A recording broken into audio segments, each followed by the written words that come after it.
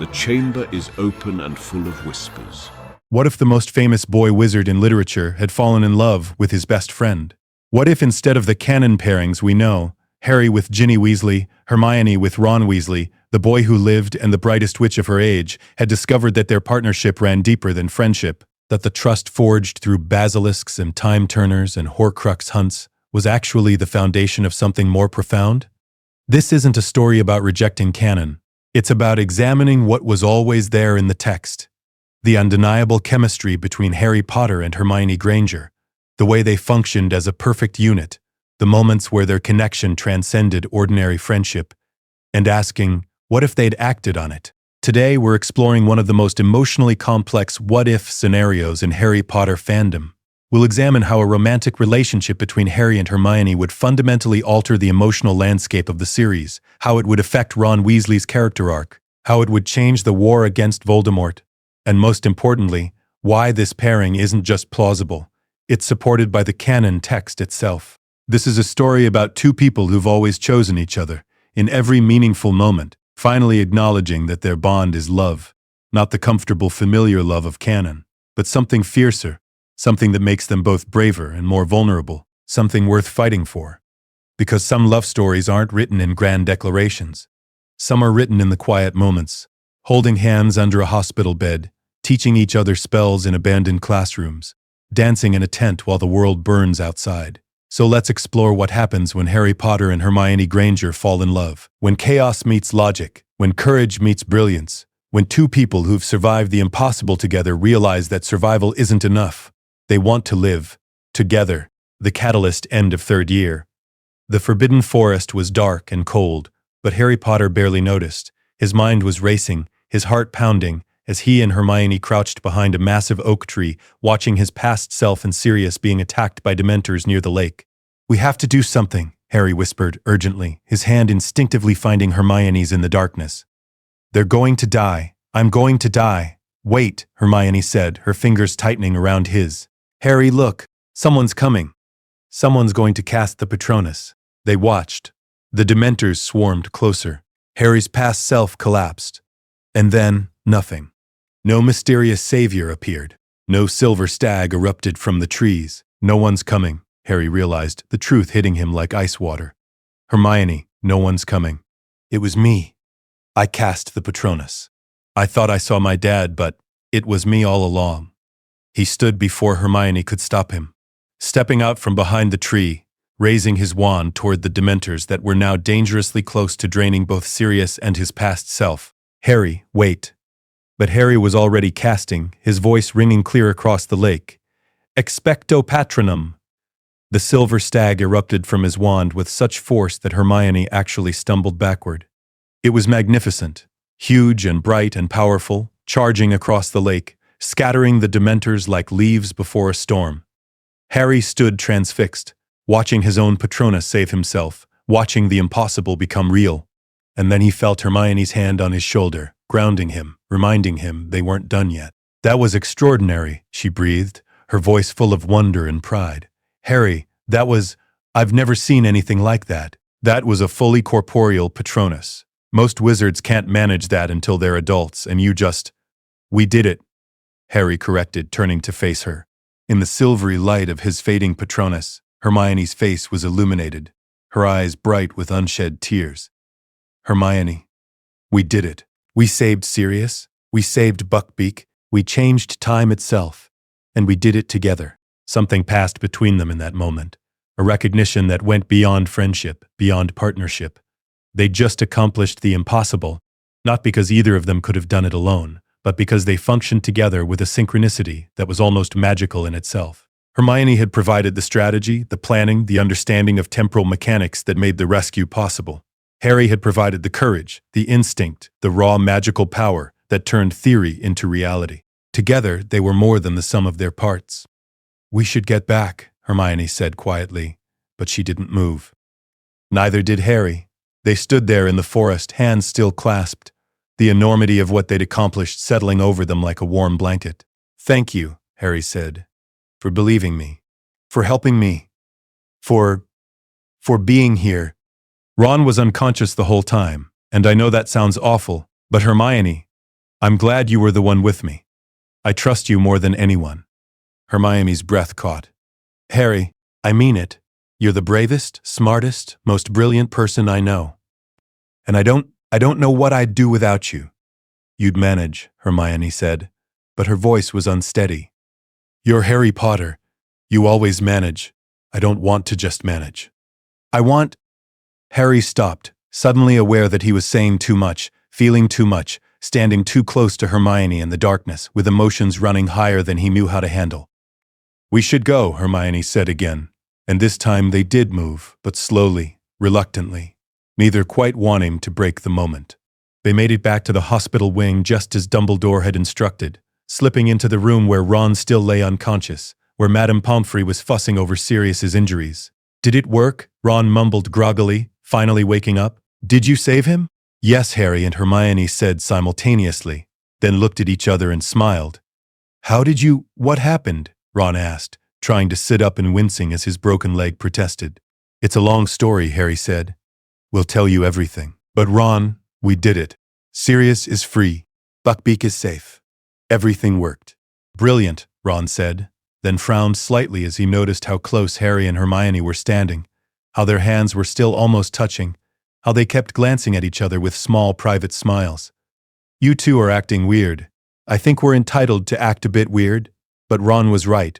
Something had shifted. In those hours in the forest, facing danger together, trusting each other absolutely, Harry and Hermione had crossed some invisible line. They weren't just friends anymore. Or rather, they were more than friends in a way neither quite understood yet. Summer before fourth year, the slow realization. Harry spent the summer at the Dursleys thinking about Hermione. This wasn't new. He thought about both Hermione and Ron constantly during the summers, missing them, counting down the days until he could return to Hogwarts. But this year felt different. This year, when he thought about Hermione, his chest felt tight in a way that had nothing to do with the Dursleys' terrible cooking or the heat of his tiny bedroom. He kept replaying the moment in the forest, the way Hermione had looked at him after he'd cast the Patronus, the way her hand had felt in his, small and warm and strong, the way she'd said his name with such pride and affection that it made him want to do impossible things just to hear her say it again. He wrote to her 3 times a week, which was more than he wrote to Ron, and tried not to analyze why. Hermione wrote back faithfully, her letters full of book recommendations and questions about how he was being treated by the Dursleys, and casual mentions of things she'd been reading about Patronuses and time magic and advanced defensive spells. I've been researching fully corporeal Patronuses, one letter read, and Harry, what you did was extraordinary. The spell requires such a powerful happy memory that most witches and wizards can't manage it until their 20s. What memory did you use? If you don't mind my asking, I'm curious about the mechanics of it. Whether the strength of the memory correlates to the strength of the Patronus, or whether it's more about the caster's innate magical ability. Harry had stared at that letter for a long time before responding. The truth was, his happy memory had been the moment of realization. Standing in the forest with Hermione, understanding that they'd succeeded together, that memory, so fresh and powerful, had fueled the Patronus more effectively than any memory from his childhood. But he couldn't write that, could he? It felt too revealing, too raw. Instead, he wrote, I thought about the moment when I realized we'd actually done it, saved Sirius and Buckbeak, that feeling of knowing we'd succeeded. I think that was the happiest I've been in a long time. It was true, even if it wasn't the whole truth. Hermione's next letter came within 2 days. That makes sense. The relief and joy of accomplishing something important would definitely be powerful enough. And Harry, I felt the same way. That moment when your Patronus appeared and we knew everything would be okay, that was one of the best moments of my life. Harry read that sentence approximately 17 times, trying to decode whether Hermione meant it the way his ridiculous, hopeful brain wanted her to mean it. Meanwhile, Ron's letters were their usual cheerful chaos. Quidditch news, complaints about his brothers, excitement about the upcoming Quidditch World Cup that his father had somehow gotten tickets for. Mum says you can come stay with us before school starts, Ron wrote in late July. Dad got tickets to the World Cup Ireland versus Bulgaria. It's going to be incredible. Hermione's coming too. Can you imagine? The 3 of us at the actual World Cup, Harry wrote back immediately, accepting the invitation with perhaps more enthusiasm than was strictly warranted. He told himself, It was about the Quidditch World Cup, about seeing his best friends again after a long summer. He was lying to himself, and he knew it. He wanted to see Hermione. The Burrow. August before fourth year. Harry arrived at the Burrow via flu powder on a warm August evening, and was immediately engulfed in chaos. Mrs. Weasley was fussing over him, asking about the Dursleys and whether he was eating properly. Ron was pulling him toward the stairs to show him something in his room. The twins were arguing about some business venture. Ginny was watching from the corner with her usual wide-eyed silence whenever Harry was around. And then Hermione appeared in the kitchen doorway, and Harry's entire world narrowed to just her. She'd changed over the summer. Or maybe he was just seeing her differently. Her hair was still bushy and unmanageable, her front teeth still slightly too large, though less so than before. He vaguely remembered something about her parents being dentists and doing some work on them. But something about the way she smiled when she saw him made Harry's stomach do an uncomfortable flip. "Harry!" She crossed the kitchen quickly and hugged him, which was normal. Hermione was affectionate with her friends. But when she pulled back, her hands lingered on his arms for just a moment longer than necessary, and her eyes held his with an intensity that made him forget how to breathe properly. "Hi," he managed, feeling supremely stupid. It's good to see you. You too. How was the rest of your summer? Did the Dursleys treat you terribly? Your letters didn't say much about them. They were their usual charming selves," Harry said dryly. "But it's fine. I'm here now." Right then, Ron interrupted, clearly oblivious to whatever weird tension was happening between Harry and Hermione. "Harry, you've got to see what Fred and George have been working on. It's mental. Come on." The next few days were a whirlwind of preparation for the Quidditch World Cup. Harry found himself watching Hermione more than he should, noticing how she laughed at Ron's jokes, how she helped Mrs. Weasley with cooking despite having no real skill in that area, how she spent hours reading in the garden with the sun, making her hair look almost golden in places. He also noticed that she watched him too. He'd catch her looking at him across the dinner table, or when they were all sitting around talking about Quidditch, and when their eyes met, she'd smile slightly and look away, a faint blush coloring her cheeks. Ron noticed none of this. Ron was busy being excited about the World Cup and teasing Ginny and arguing with the twins about everything under the sun. The night before they left for the World Cup, Harry couldn't sleep. He was sharing Ron's room, lying on a camp bed while Ron snored in his actual bed, but sleep wouldn't come. His mind kept turning over the same questions. What was happening between him and Hermione? Was he imagining the way she looked at him? Did she feel this same strange pull, this awareness that hadn't existed before? Around midnight, he gave up on sleep and crept downstairs, thinking he'd get some water and maybe sit in the garden for a bit. He found Hermione in the kitchen, sitting at the table with a cup of tea and a book. "Couldn't sleep either?" she asked quietly, looking up as he entered. "Too excited, I guess," Harry said, which was partially true. He got himself water and sat down across from her. "What are you reading?" "A book about the history of the Quidditch World Cup. I thought I should understand what all the fuss is about." She smiled. "Did you know that the first World Cup was in 1473? And that there was a match in 1809 that resulted in all the players being turned into ducks? They never did figure out who cast the spell." Harry laughed. "That's very you, reading educational books about Quidditch instead of just enjoying it." "I can do both," Hermione said, a bit defensively. "Understanding the history makes it more interesting, not less." "I know. I wasn't making fun of you. I think it's one of the things I like about you, the way you want to understand everything." Hermione set down her book, her expression softening. "Really? Ron thinks it's annoying." "Ron thinks everything's annoying when it involves reading," Harry said. "But no, I don't think it's annoying. I think it's brilliant. You're brilliant, Hermione." She ducked her head, that blush appearing again. "You're just saying that." "I'm not. I mean it. You're the smartest person I know, and you're brave too, even though you pretend you're not. Remember when you went back in time with me? You were terrified, but you did it anyway because it was the right thing to do. That's courage. I wasn't that brave. You're the one who cast the Patronus. You're the one who figured out the whole plan. You're the one who understood how time travel works. I just did what you told me to do." "That's not true."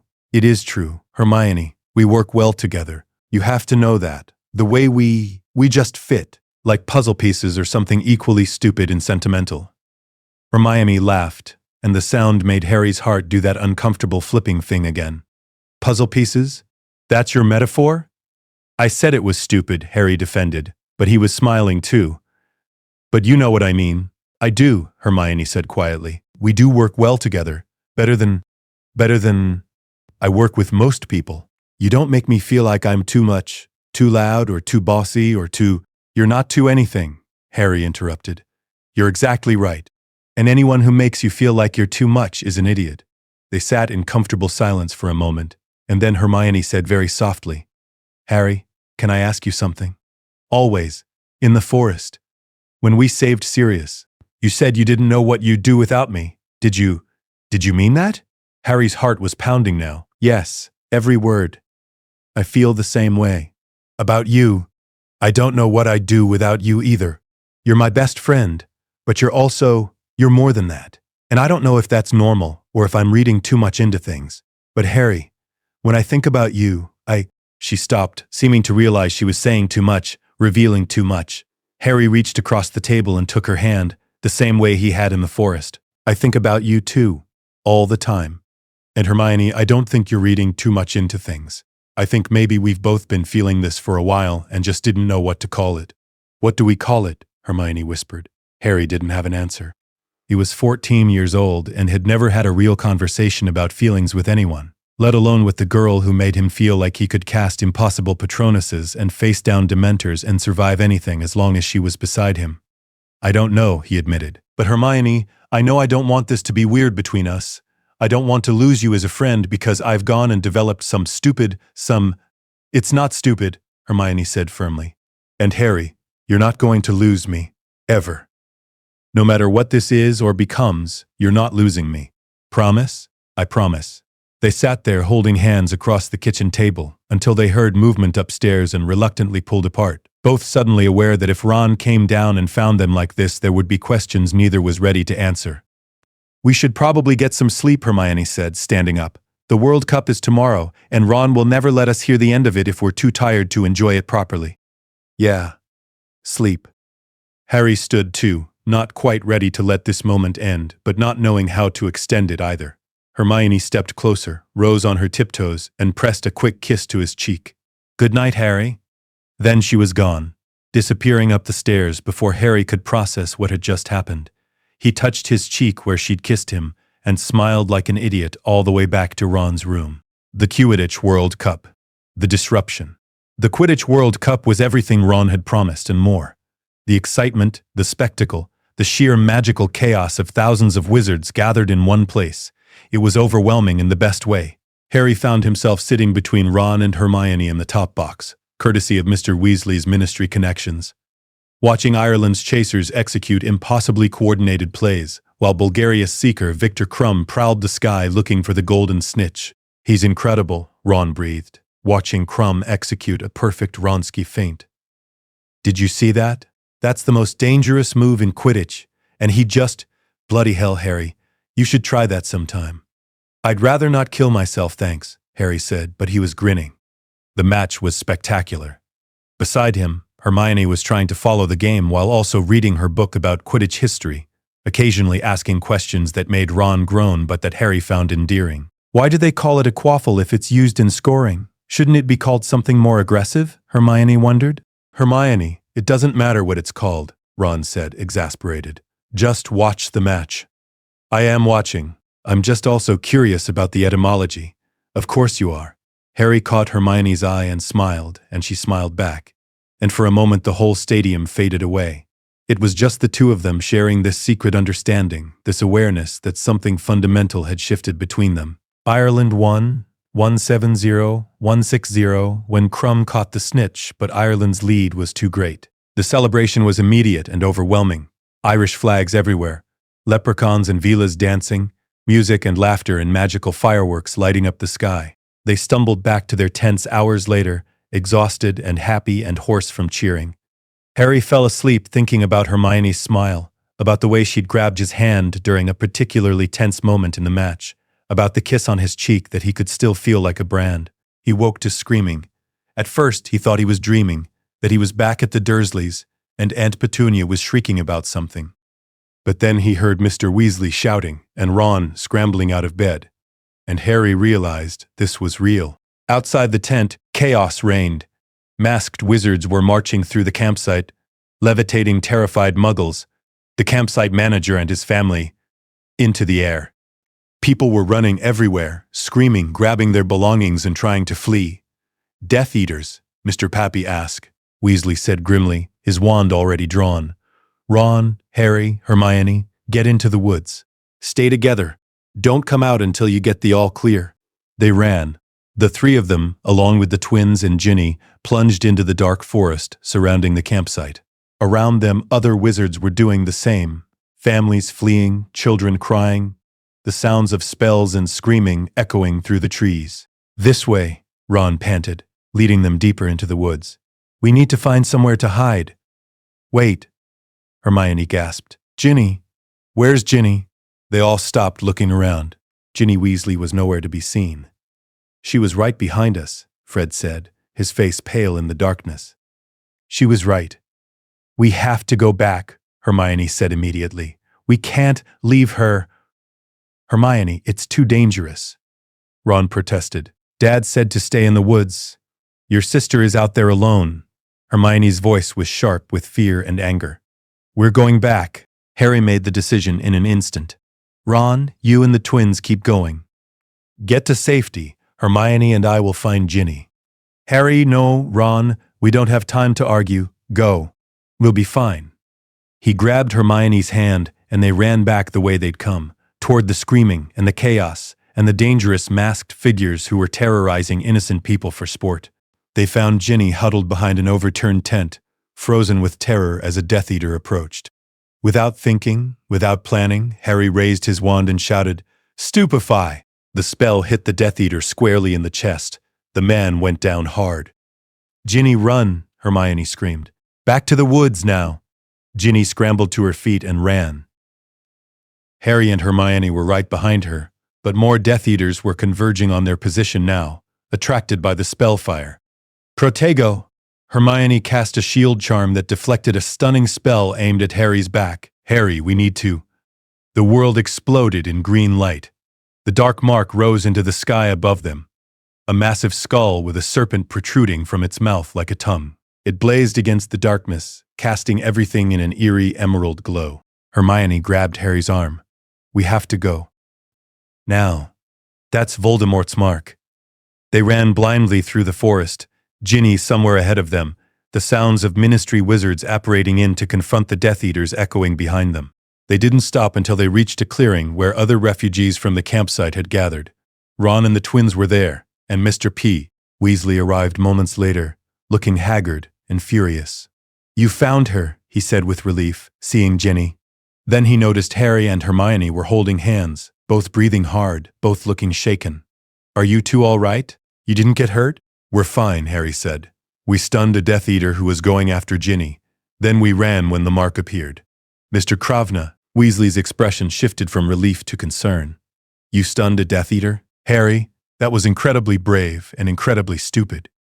You could have been killed." "Ginny could have been killed," Hermione said quietly. "We couldn't leave her." Mr. Weasley looked at them both for a long moment, then nodded. "You're right. Thank you, both of you. That took real courage." Later, back at the Burrow, they'd portkeyed back immediately. The World Cup campsite was a crime scene now. Harry and Hermione sat in the garden while the adults tried to make sense of what had happened inside. "That was terrifying," Hermione said quietly. "Harry, when I saw that Death Eater approaching Ginny, I couldn't think. I could only react." "I know. Me too. I didn't even think about what spell to use. I just cast the first thing that came to mind. We could have died if more Death Eaters had reached us before we ran, but they didn't, and we didn't. Hermione, we're okay." She turned to face him, her eyes suspiciously bright. "I was so scared. Not for myself, but for you.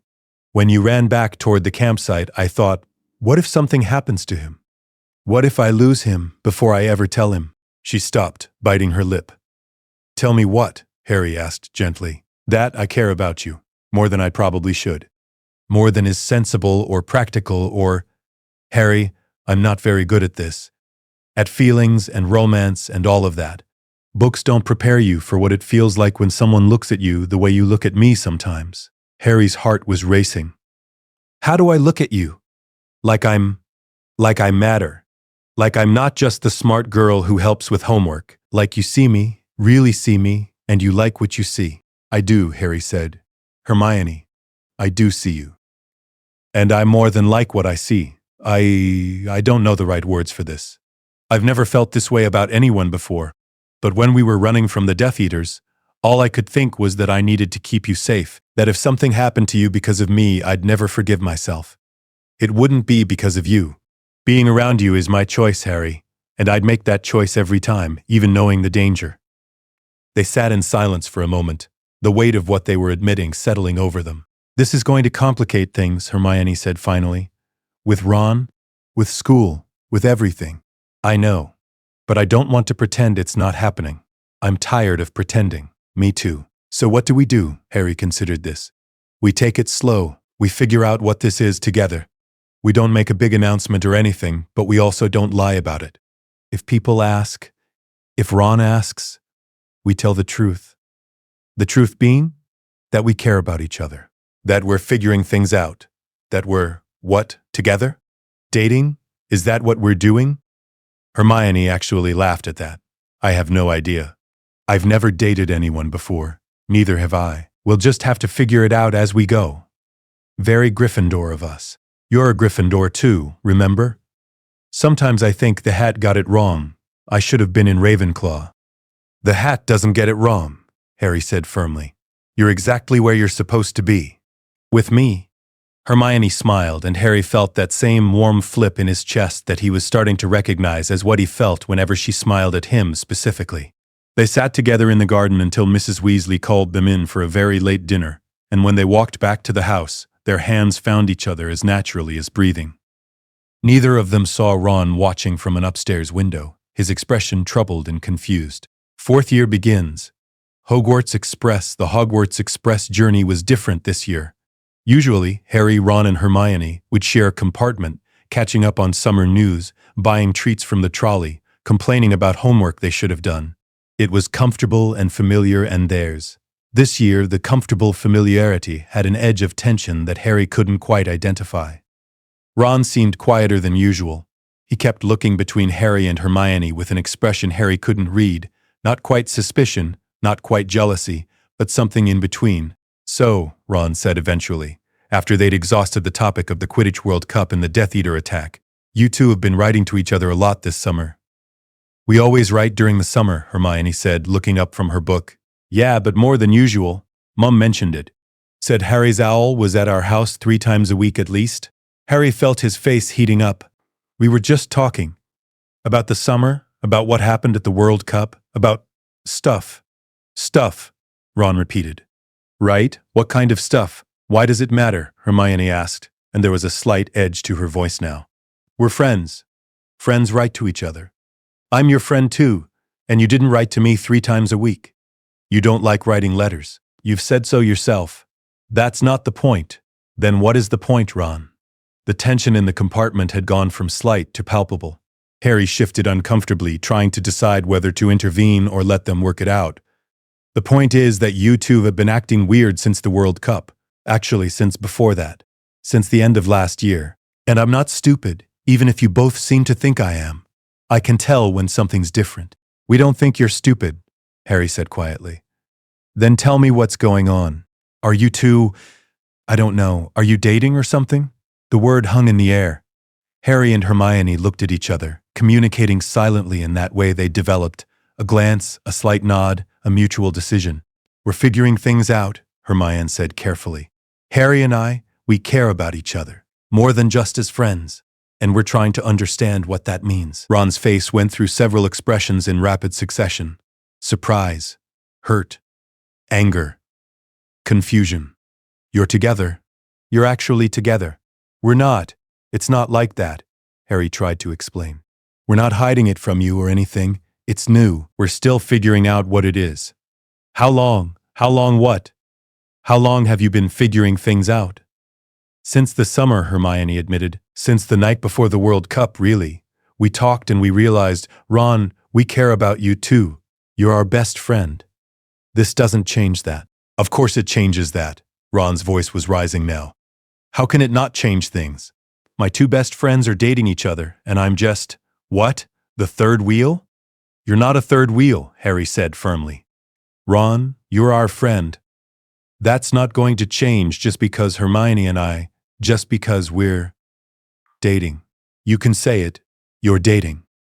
Ron stood up abruptly. I need some air. I'm going to find Dean and Seamus. He left the compartment, sliding the door closed perhaps harder than necessary. Hermione and Harry sat in uncomfortable silence. That went well, Harry said eventually, trying for humor and failing miserably. He's hurt, Hermione said quietly. We should have told him earlier. Before he had to ask. Before he had to figure it out on his own. We didn't even know how to talk about it ourselves. How were we supposed to tell him? I don't know. But Harry, this is going to be complicated. Ron's feelings are hurt, and that's valid. We need to give him space to process this. I know. I wish he understood that this doesn't change how we feel about him. He's still my best mate. He'll come around, Hermione said, though she didn't sound entirely convinced. He just needs time. Ron did not, in fact, come around. Not quickly, anyway. For the next few weeks he was cordial but distant. He'd sit with them at meals, study with them in the library, participate in classes. But the easy camaraderie was gone, replaced by a careful politeness that was somehow worse than outright anger. Harry and Hermione tried to be understanding. They tried to give Ron space while also maintaining their friendship, but it was hard. Every time Harry reached for Hermione's hand, or Hermione smiled at Harry in that particular way, Ron would notice, and his expression would shudder. This is awful, Hermione said one evening in early October. They were sitting by the lake, ostensibly studying, but actually just talking while Ron was off at Quidditch practice. I hate that Ron's upset. I hate that we're the reason he's upset. We're not doing anything wrong, Harry said. We have a right to care about each other. To be together. That's not a betrayal of Ron. I know that intellectually. But emotionally? It feels like we're choosing each other over him. We're not choosing. We can care about both. Why can't he see that? Because he's 14 and his two best friends are dating and he feels left out. Harry, we have to be patient with him. I am being patient.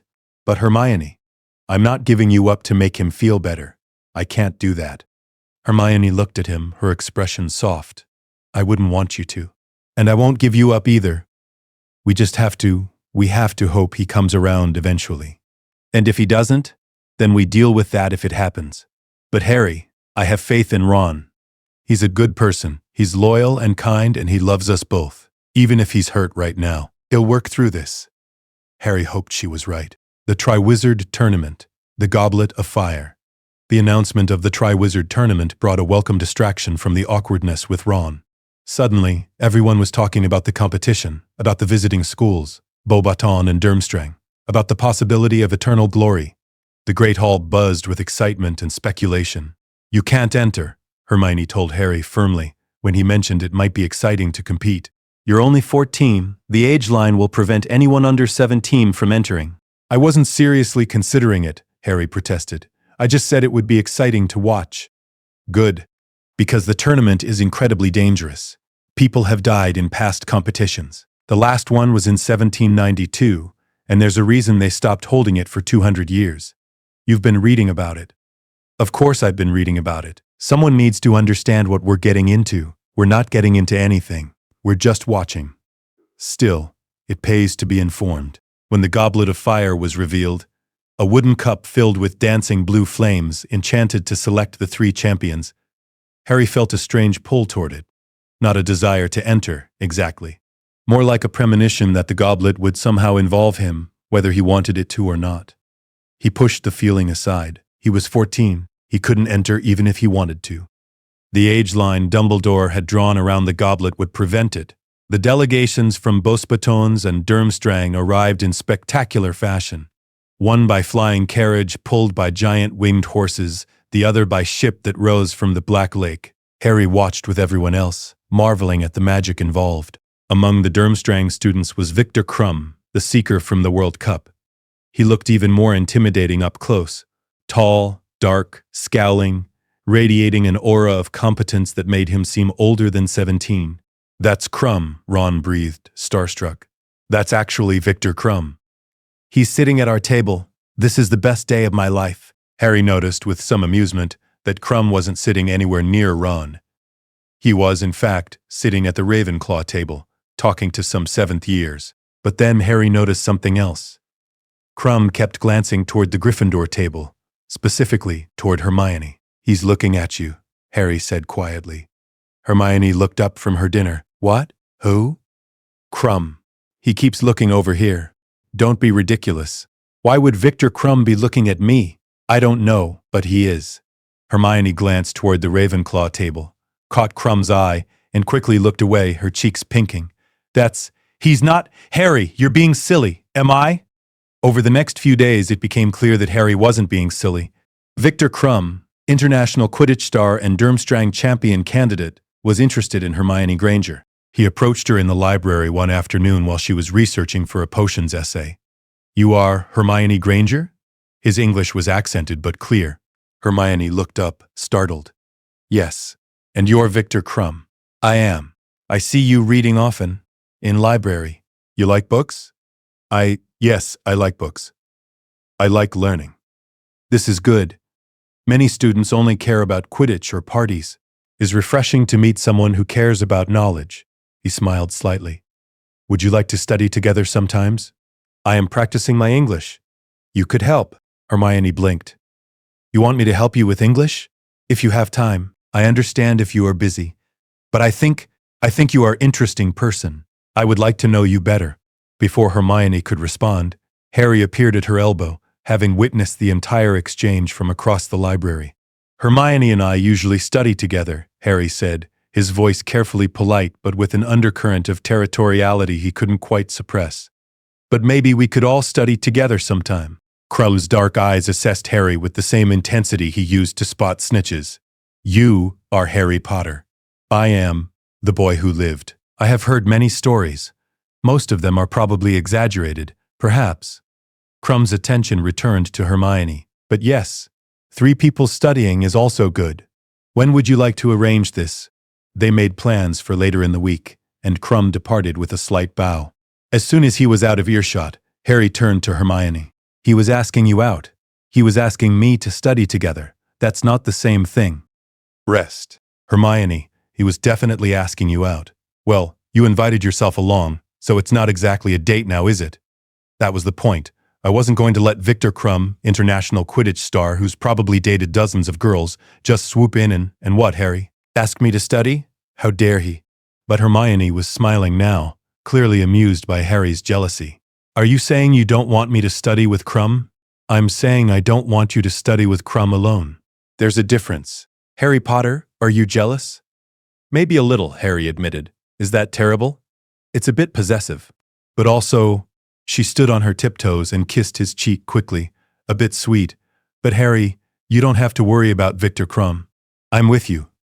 That's not changing just because some Quidditch star shows interest. Promise? I promise. Though I am going to study with him, because it would be rude not to. And because you'll be there to glower protectively the whole time. I don't glower. You absolutely glower. It's quite intimidating, actually. Good. Maybe Crumb will think twice about asking you out if I'm glowering nearby. Or maybe he'll just think you're constipated. Hermione. She laughed, and Harry felt the jealousy ease slightly. Hermione was right. She'd chosen him. Whatever interest Crumb had was irrelevant. Still, when Crumb's name came out of the goblet as Durmstrang's champion, Harry felt a stab of competitive irritation. Now Crumb wasn't just an international Quidditch star. He was also a Triwizard champion. What did Harry have to compete with that? The answer came the next evening, when the goblet of fire spat out a 4th name. Harry Potter. Harry stared at the slip of parchment in Dumbledore's hand, certain he'd misheard. What? Harry Potter. Dumbledore repeated, his voice grave. Did you put your name in the goblet of fire, Harry? No, I didn't. I couldn't have. The age line. Someone must have entered your name, Professor McGonagall said, her voice sharp with concern and anger. Albus, this is clearly a violation. Nevertheless, the goblet has chosen. A binding magical contract has been formed. Harry must compete. The next hour was a blur. Harry was taken to a side room with the other champions. Fleur Delacour from Beauxbaton, Cedric Diggory from Hufflepuff, and Victor Crumb. Officials explained the rules, the dangers, the fact that Harry's participation was mandatory. Through it all, Harry could only think, someone entered me. Someone wants me in this tournament. Someone is trying to, what? Kill me? Wouldn't be the first time. When he finally emerged from the meeting and returned to Gryffindor Tower, he found Hermione waiting by the portrait hole. Is it true? She asked, her face pale. Harry, did you? I didn't enter. I swear, Hermione. Someone else put my name in the goblet. I don't know who or why, but I didn't do this. She believed him instantly, without question. We'll figure out who did this. We'll research binding magical contracts. We'll look into who had access to the goblet. Hermione. Harry took her hands. I'm scared. She pulled him into a tight hug right there in the corridor, not caring who saw. I know. I'm scared too. But Harry, we'll get through this. We always do, together. Together, Harry agreed, holding her tightly and trying not to think about the fact that the Triwizard Tournament had killed people in the past, and someone had deliberately entered him despite knowing he was only 14 and completely unprepared. Someone wanted him in danger. The question was, why? The first task, Dragons and Devotion. The weeks leading up to the first task were some of the most miserable of Harry's life. The entire school had turned against him. Most students believed he'd somehow cheated his way past the age line to enter the tournament, desperate for more fame and glory. The Hufflepuffs were particularly hostile. Cedric was their champion, the one who'd been legitimately chosen, and Harry was seen as stealing his spotlight. Even worse than the general student body was Ron. Ron had barely spoken to Harry since the names came out of the goblet. He'd moved his belongings to the far side of their dormitory, arranged his schedule to avoid Harry as much as possible, and made pointed comments about attention-seeking whenever Harry was in earshot. He thinks you entered yourself, Hermione said one evening in the library, where they'd retreated to avoid the hostile stares in the common room. I tried to talk to him, to explain that you couldn't possibly have gotten past Dumbledore's age line, but he won't listen. He's jealous, Harry said bitterly. He thinks I wanted this. Like I wanted to be entered into a deadly competition where I'll probably die horribly just for, what? More fame I didn't ask for? He's being irrational. But Harry, jealousy isn't rational.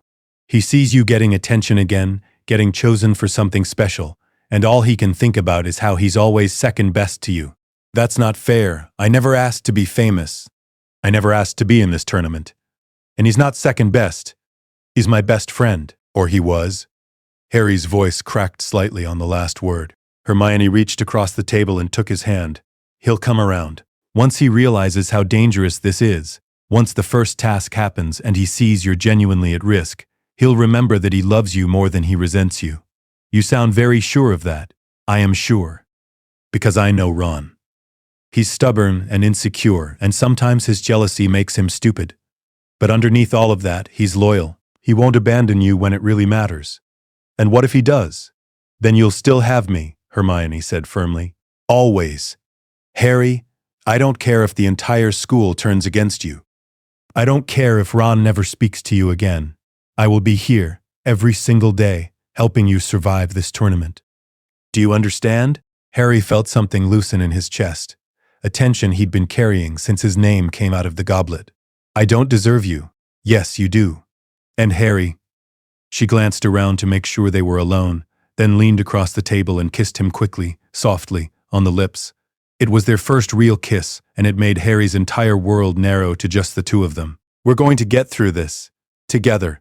Together, Harry agreed, his voice slightly dazed. The first task was dragons. Harry discovered this through Hagrid, who'd drunkenly let it slip and then made Harry promise not to tell anyone. Harry had immediately told Hermione, of course. They told each other everything now. Dragons, Hermione repeated, her face pale. Harry. Dragons are classified as XXXX by the Ministry. That's known wizard killer, impossible to train or domesticate. You're 14. How are you supposed to fight a dragon? I don't know. I haven't exactly covered dragon fighting in Defense Against the Dark Arts. We need to research. We need to find out everything about dragons, their weaknesses, their behaviors, what spells might work against them. Hermione, I have 3 days. I can't become a dragon expert in 3 days. Then we focus on your strengths. What are you good at, Harry? What's your best skill? Flying. I'm good at flying. Hermione's eyes lit up with that particular gleam that meant she'd had an idea. Then that's what we do. You summon your firebolt and you outfly the dragon. You don't fight it directly. You use your speed and maneuverability to get past its defenses and grab whatever you need to grab. The summoning charm is fourth-year material. I've never successfully summoned something from that far away. Then we practice. Harry, we have 3 days. We're going to practice the summoning charm until you can summon your broomstick from Scotland if necessary. They practiced obsessively. Every spare moment was spent in empty classrooms, with Hermione placing objects progressively farther away and Harry practicing Accio. By the night before the first task, Harry could summon his firebolt from across the castle with reasonable reliability. You're ready, Hermione told him as they stood outside the Great Hall the evening before the task. Around them, students were heading to dinner, but neither Harry nor Hermione had much appetite. I don't feel ready. I feel terrified. Harry, you've faced worse than this. You've faced a basilisk. You've faced Dementors. You've faced Voldemort himself. Twice. You can face a dragon. A basilisk I killed by accident. The Dementors I needed help with. And Voldemort, I survived Voldemort through luck and my mother's protection. This is different. This is me, alone, with no backup, facing a creature that's designed to kill wizards. You're not alone, Hermione said fiercely. I'll be in the stands. I'll be watching every second. And Harry, she grabbed his face with both hands, forcing him to look at her. You're going to survive this. Do you hear me? You're going to summon your firebolt, you're going to fly past that dragon, and you're going to get through this task. And then you're going to come back to me. I promise, Harry said, even though he had no idea if it was a promise he could keep. Hermione kissed him then, properly, desperately, right there in the corridor, where anyone could see. She kissed him like she was trying to memorize the feel of him, like she was terrified this might be the last time. When she pulled back, her eyes were wet. Don't die tomorrow. Please, Harry. Don't die. I won't. I'll come back, I promise. The first task was even more terrifying than Harry had anticipated. The dragon, a Hungarian horntail, one of the most dangerous breeds, was massive and hostile, its black scales gleaming in the November sun, its yellow eyes fixed on Harry with unmistakable malice. Around the arena, hundreds of students and staff watched, screaming and gasping as Harry summoned his firebolt and shot into the air, barely avoiding a jet of flame that would have incinerated him. Flying felt like coming home. The moment Harry was airborne, his fear crystallized into focus. This was what he was good at. This was where he had the advantage. He flew circles around the horntail, forcing it to turn and snap and waste energy. He feinted left, dove right, climbed vertical, did every Quidditch maneuver he knew. The crowd roared. The dragon roared louder. And then Harry saw his opening. The dragon had turned to track his flight, exposing the nest where a golden egg sat among real dragon eggs. Harry dove, faster than he'd ever flown in his life, grabbed the egg, and shot back into the air before the horntail could react. The crowd exploded in cheers. Harry landed, clutching the golden egg, his hands shaking with adrenaline. The first person to reach him was Hermione. She collided with him so hard they both nearly fell over, her arms wrapping around him, her face buried in his shoulder. She was crying and laughing simultaneously, saying his name over and over like a prayer. I'm okay, Harry said, holding her tightly. Hermione, I'm okay. I did it. You were brilliant, she sobbed. You were so brilliant. That dive at the end, Harry, that was the most terrifying and amazing thing I've ever seen. Madame Pomfrey pulled them apart to examine Harry for injuries. He'd sustained some minor burns and a cut on his shoulder from a falling rock, but nothing serious. The crowd of well-wishers pressed close. Students who'd hated him an hour ago were now congratulating him, patting his back, telling him how amazing he'd been. Through the crowd, Harry caught Ron's eye. Ron was standing apart from everyone else, his expression complicated, part pride, part shame, part lingering resentment. Their eyes met for a moment, and then Ron turned and walked away. He'll come around, Hermione said quietly, watching Ron leave. Give him time. Harry nodded, but his attention was already shifting to the golden egg in his hands. Whatever clue it contained would tell him what the second task involved, and knowing the tournament organizers, it would probably be just as deadly as facing a dragon. The Yule Ball, the turning point. The announcement of the Yule Ball brought a different kind of terror to Hogwarts. the terror of having to ask someone to dance. All champions are required to have partners for the opening dance, Professor McGonagall explained during a transfiguration lesson. Mr. Potter, I trust you'll be able to secure a date? Harry caught Hermione's eye across the classroom and saw her trying not to smile. After class, they walked together toward the library, maintaining a careful distance in the crowded corridors, but finding reasons to let their hands brush. So, Hermione said, a teasing note in her voice, are you going to ask me to the Yule Ball, or should I start accepting one of the 7 invitations I've received this week? Harry stopped walking. 7? Well, 6 if you don't count Ron. Which I don't, because his invitation was, you're going with me, right? Which isn't actually asking. Who else asked you? Terry Boot, Michael Corner, Ernie Macmillan, Anthony Goldstein. 2 Durmstrang boys whose names I didn't catch, and Victor Crumb. Harry's stomach dropped. Crumb asked you to the ball? Yesterday in the library, he was very polite about it. Said he'd been wanting to ask for weeks, but wasn't sure if I was available. What did you say? I said I'd think about it. Hermione watched Harry's face carefully. I was waiting for a better offer. Hermione Granger, Harry said, stopping in the middle of the corridor and taking both her hands, not caring who saw. Would you go to the Yule Ball with me? Not as friends? As my girlfriend. As the person I care about more than anyone else in the world. As my date. Hermione's smile could have lit the entire castle. Yes. Obviously yes. Though I have to say, that took you long enough. The ball is in 2 weeks, Harry. I was starting to worry you'd never ask. I was building up courage. Asking someone to a ball is terrifying. More terrifying than a dragon? Different kind of terrifying. Dragons just want to kill you. Rejection would be worse? You're ridiculous, Hermione said affectionately. But yes, I'll go to the ball with you, on one condition. What condition? You have to tell Victor Crumb I'm going with you. I don't want to be the one to disappoint him. You want me to tell Crumb, international Quidditch star and fellow Triwizard champion, that you're going with me instead of him? Is that a problem? No, Harry said, feeling a surge of competitive satisfaction. No problem at all. I'll tell him today. He found Crumb in the library that afternoon, exactly where Hermione had said he'd be. The Durmstrang champion was reading a thick book on defensive magic, his expression intensely focused. Crumb, Harry said, approaching the table. Can I talk to you for a minute? Crumb looked up, his dark eyes assessing. Harry Potter. Sit. What do you want to discuss? Harry sat, suddenly feeling awkward. How did one tell another guy that his crush was taken? I wanted to talk to you about Hermione. Hermione Granger. The clever girl? What about her? She's my girlfriend. We're together. So when you asked her to the Yule Ball, I wanted you to know that she's going with me. Crumb's expression didn't change much, but something flickered in his eyes. Disappointment, maybe, or resignation.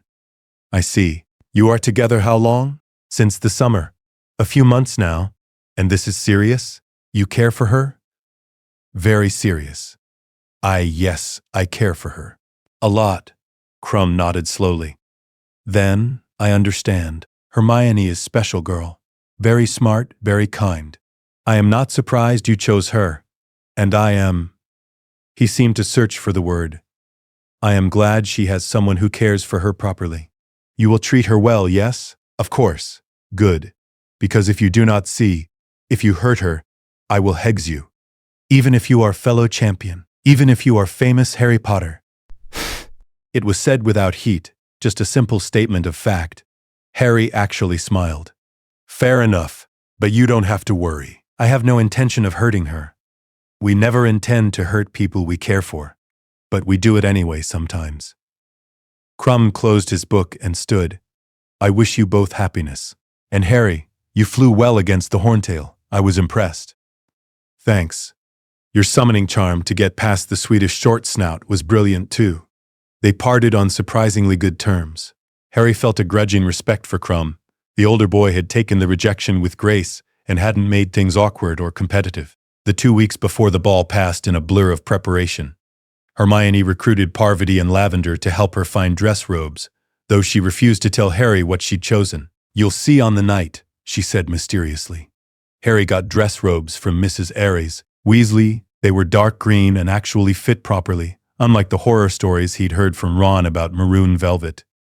You're going with Hermione, Ron said one evening, his first direct words to Harry in weeks.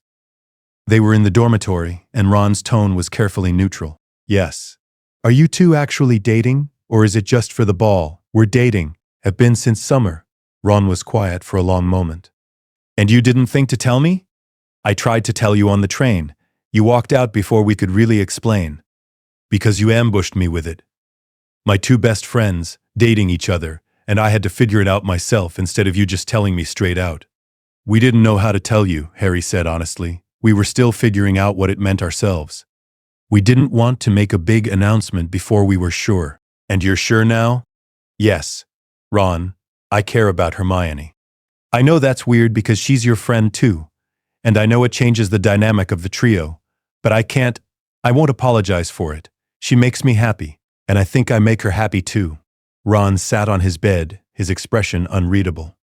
Does she make you happier than Quidditch? The question was so unexpected that Harry actually laughed. What? It's a scale. How happy things make you. Does she rank higher than Quidditch? Yes. Definitely yes. Higher than defeating Voldemort would make you? Ron, that's not comparable. Just answer the question. If you had to choose between defeating Voldemort and being with Hermione, which would you choose? Harry thought about it seriously. I'd choose Hermione. Because defeating Voldemort is about saving everyone. But Hermione she's about having a reason to want to save everyone. She's about having something to fight for that's not just duty or destiny. She's about being happy, Ron. Really happy, in a way I've never been before. Ron nodded slowly. Okay? That's okay. I get it, I think. I don't like it. I'm still jealous, and I still feel left out, and I still think you should have told me sooner. But I get it. You and me?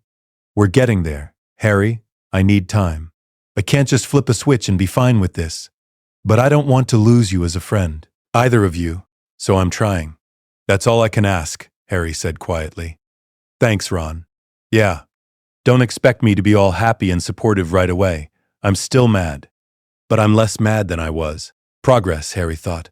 Small progress, but progress nonetheless. The night of the Yule Ball arrived. Harry waited in the common room, his dress robes feeling uncomfortably formal, his hands sweating with nervousness. Around him, other students were gathering. Dates meeting up, friends taking photographs, everyone chattering excitedly about the evening ahead. And then Hermione descended the stairs from the girls' dormitory. Harry's brain stopped working entirely. She was wearing robes of periwinkle blue that made her eyes look impossibly bright. Her hair, usually bushy and untamable, had been sleekened and styled into an elegant knot at the back of her head. She looked beautiful, not in a distant, unattainable way, but in a way that made Harry's chest tight with the realization that this brilliant, beautiful girl had chosen him. Hermione, he managed. You're... Wow, she smiled, clearly pleased by his reaction. You clean up pretty well yourself. I like the green. It matches your eyes. I can't believe you're going with me. Where else would I be? She took his arm, and they walked down to the great hall together, aware of every eye following them, aware of the whispers. There's Harry Potter. Is that Hermione Granger? She looks amazing. I heard they've been dating since summer. Lucky get, Potter. The great hall had been transformed into a winter wonderland. Ice sculptures glittered in the corners. The ceiling showed a night sky full of stars. The usual house tables had been replaced by smaller, more intimate tables covered in silver and white. Harry and Hermione joined the other champions and their dates. Fleur Delacour was with Roger Davies from Ravenclaw. Cedric Diggory was with Cho Chang, which gave Harry a slight pang. He'd thought Cho was pretty before he'd realized what he felt for Hermione.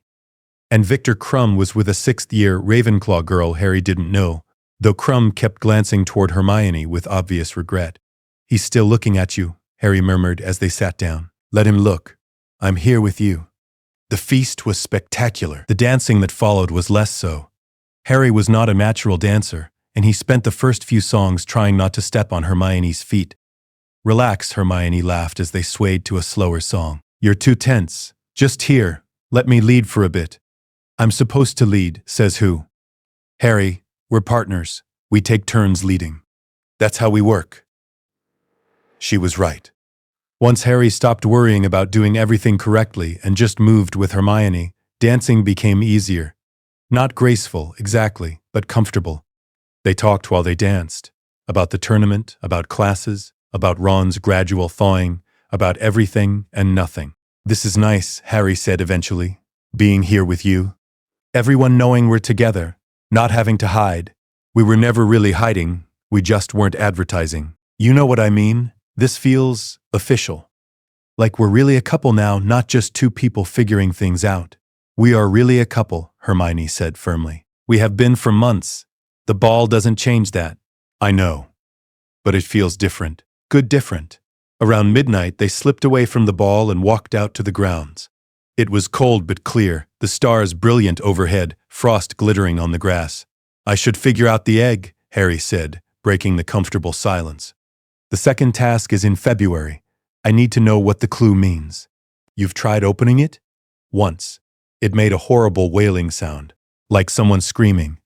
I have no idea what it means." "We'll figure it out," Hermione said confidently. "We always do." "But Harry, tonight, can we just be us? Can we just be two people at a ball, enjoying being together, without worrying about deadly tasks or mysterious clues?" "Yeah," Harry agreed, pulling her closer. "Yeah, we can do that." They stood together in the cold, watching the stars, and for one perfect moment, Harry forgot about the tournament, about Voldemort, about all the dangers waiting for him. He was just Harry, standing with Hermione, feeling happier than he could remember being in his entire life. He kissed her then, properly, the way he'd been wanting to all evening. She kissed him back, her hands in his hair, standing on her tiptoes to reach him better. When they finally pulled apart, both slightly breathless, Hermione smiled. "Happy Christmas, Harry. Happy Christmas, Hermione." They walked back to the castle hand in hand, and if anyone saw them and gossiped about it later, neither of them cared. The second task. Depths of devotion figuring out the egg's clue took longer than it should have.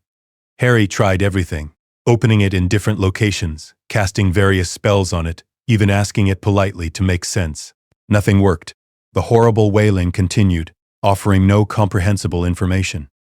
"It's not a language," Hermione said, after their 7th attempt at deciphering the sound. "Or if it is, it's not any human language I've encountered. Maybe it's meant to be heard differently? Underwater, perhaps? Merpeople communicate underwater. Maybe that's why it sounds like screaming in air." "That's brilliant," Harry said, "but how do I test that? I can't exactly breathe underwater." "The prefect's bathroom. It has a huge bathtub. You could fill it and try submerging the egg." Getting into the prefect's bathroom required borrowing Cedric Diggory's password. Cedric gave it freely, apparently feeling guilty about the first task and wanting to help Harry since they were both Hogwarts champions. Harry snuck up late one night, filled the enormous tub, and submerged the egg. Underwater, the wailing transformed into an eerie but beautiful song. "Come seek us where our voices sound, we cannot sing above the ground. And while you're searching, ponder this. We've taken what you'll sorely miss. An hour long you'll have to look. And to recover what we took, but past an hour, the prospect's black. Too late, it's gone, it won't come back." Harry surfaced, his mind racing. Merpeople. The lake. Something he'd sorely miss. But what? He discussed it with Hermione the next day in the library. "What you'll sorely miss," Hermione repeated, her brow furrowed in thought. "That's vague. What do you miss? What's important to you? My firebolt? My wand?" Mylady stopped, a horrible realization dawning. "Hermione, what if it's not a thing? What if it's a person?" Hermione went pale. "You think they'll take a person? That someone will be put in the lake for you to rescue? The song says, 'We've taken what you'll sorely miss.' If they're trying to make the task personal, trying to make it emotionally difficult, taking someone I care about would definitely do that. But who? Your godfather is in hiding. The Dursleys certainly don't qualify as people you'd miss." "Who else?" Hermione stopped, her eyes widening. "Harry, who would you miss most?" Their eyes met, and Harry felt his stomach drop. "You," he said quietly. "I'd miss you most. Hermione, if they take you, then you come get me." "Harry, it's a task. They're not actually going to hurt anyone. It's probably a magically induced sleep or something. But if I'm underwater waiting for you, then you have to be prepared to rescue me. I don't know how to breathe underwater for an hour." Then we research. We find out every possible method of underwater breathing, and we pick the most reliable one. "Harry, we have 2 months. That's plenty of time." They researched obsessively. Bubblehead charms, complicated but possible. Transfiguring gills, extremely advanced and dangerous. Potions that allowed temporary underwater breathing, expensive and required ingredients they couldn't easily obtain. And then, 3 days before the second task, Dobby the house elf appeared in the library with a handful of slimy gray-green plant matter. "Gillyweed," the elf squeaked. Dobby heard Harry Potter needs to breathe underwater. "Gillyweed will make Harry Potter breathe like a fish, sir." "Gills and flippers and everything?" Harry stared at the plant. "Where did you get this?" "Professor Snape's private stores, sir." "But Dobby did not steal. Dobby borrowed. Dobby will return what Harry Potter doesn't use. Dobby, you can't just take ingredients from Snape's stores. Dobby will do anything to help the great Harry Potter, sir. Gillyweed will last 1 hour exactly." Just enough for the task. After Dobby left, Hermione examined the gillyweed carefully. "He's right. This would work. It's a simple solution. You eat it, you grow gills, you can breathe underwater. When it wears off, you return to normal. Should I trust a plant that Dobby stole from Snape? Do you have a better option with 2 days to go?" Harry didn't. The morning of the second task was gray and cold, the February wind whipping across the black lake. Harry stood on the dock with the other champions, trying not to think about the fact that Hermione had been missing since last night, taken by the tournament organizers and placed somewhere in the lake. Logically, he knew she was safe. This was Hogwarts. They wouldn't actually endanger students, but logic and emotion were different things, and Harry's emotions were screaming that Hermione was underwater and he needed to get to her now. The whistle blew. Harry shoved the gillyweed into his mouth, chewed frantically, it tasted horrible, and dove into the icy water. The transformation was instantaneous and deeply weird. His neck split open with gills. His hands and feet developed webbing. Suddenly, breathing water felt as natural as breathing air. Harry swam deeper, following the sound of ghostly singing. Around him, the lake was dark and full of strange creatures. Grindylows grabbing at his robes, merpeople watching from a distance, giant tentacles that might have belonged to the giant squid. He found the merpeople's village at the lake bottom, a collection of rough stone dwellings built around a central square. And in the center, tied to a statue, were 4 people floating in magically induced sleep. Ron Weasley, Crumb's hostage, Cho Chang, Cedric's, a young girl who must be Flora's sister, and Hermione. Harry swam directly to Hermione, pulling out his wand to sever the ropes binding her. But then he noticed something wrong. None of the other champions had arrived yet. It was just him. Where were they? The task had started nearly 40 minutes ago. Had something gone wrong? The merpeople were watching him with unsettling intensity. Their leader, a particularly fierce-looking mermaid, gestured at Hermione and then pointed upward. "Take her and go." But Harry looked at the other hostages. Fleur's sister was so young, couldn't be more than 8, and Ron was his best friend, even if things had been weird between them. And Cho was an innocent student who'd been dragged into this. He couldn't just leave them. "I'm taking them all," Harry said, though his voice came out as bubbles underwater. He pointed at each hostage and then upward, trying to communicate his intent. The merpeople looked confused. The leader shook her head emphatically. "Take your own hostage only." But Harry had made his decision. He cut Hermione free first, then Ron. He tried to cut the younger girl free, but the merpeople blocked him, their spears raised threateningly. "Please," Harry bubbled. "Her champion isn't coming. She'll be stuck here." One of the younger merpeople seemed to understand. She gestured to the others, arguing in their strange underwater language. Finally, reluctantly, they allowed Harry to cut the girl free. Getting 3 people to the surface when only one of them was conscious was nearly impossible. Harry grabbed Hermione with one arm, Ron with the other, and kicked frantically upward, the little girl somehow attached to Ron. Harry wasn't sure how that had happened. His gills were starting to itch. The gillyweed was wearing off. The surface seemed impossibly far away. Harry's lungs burned. His gills were definitely closing. He needed air, real air, not water. With a final desperate kick, Harry broke the surface, dragging all 3 hostages with him. Immediately, hands were pulling them out of the water. Teachers, officials, other students. Hermione woke up choking and confused. The moment she saw Harry, her expression shifted from confusion to relief.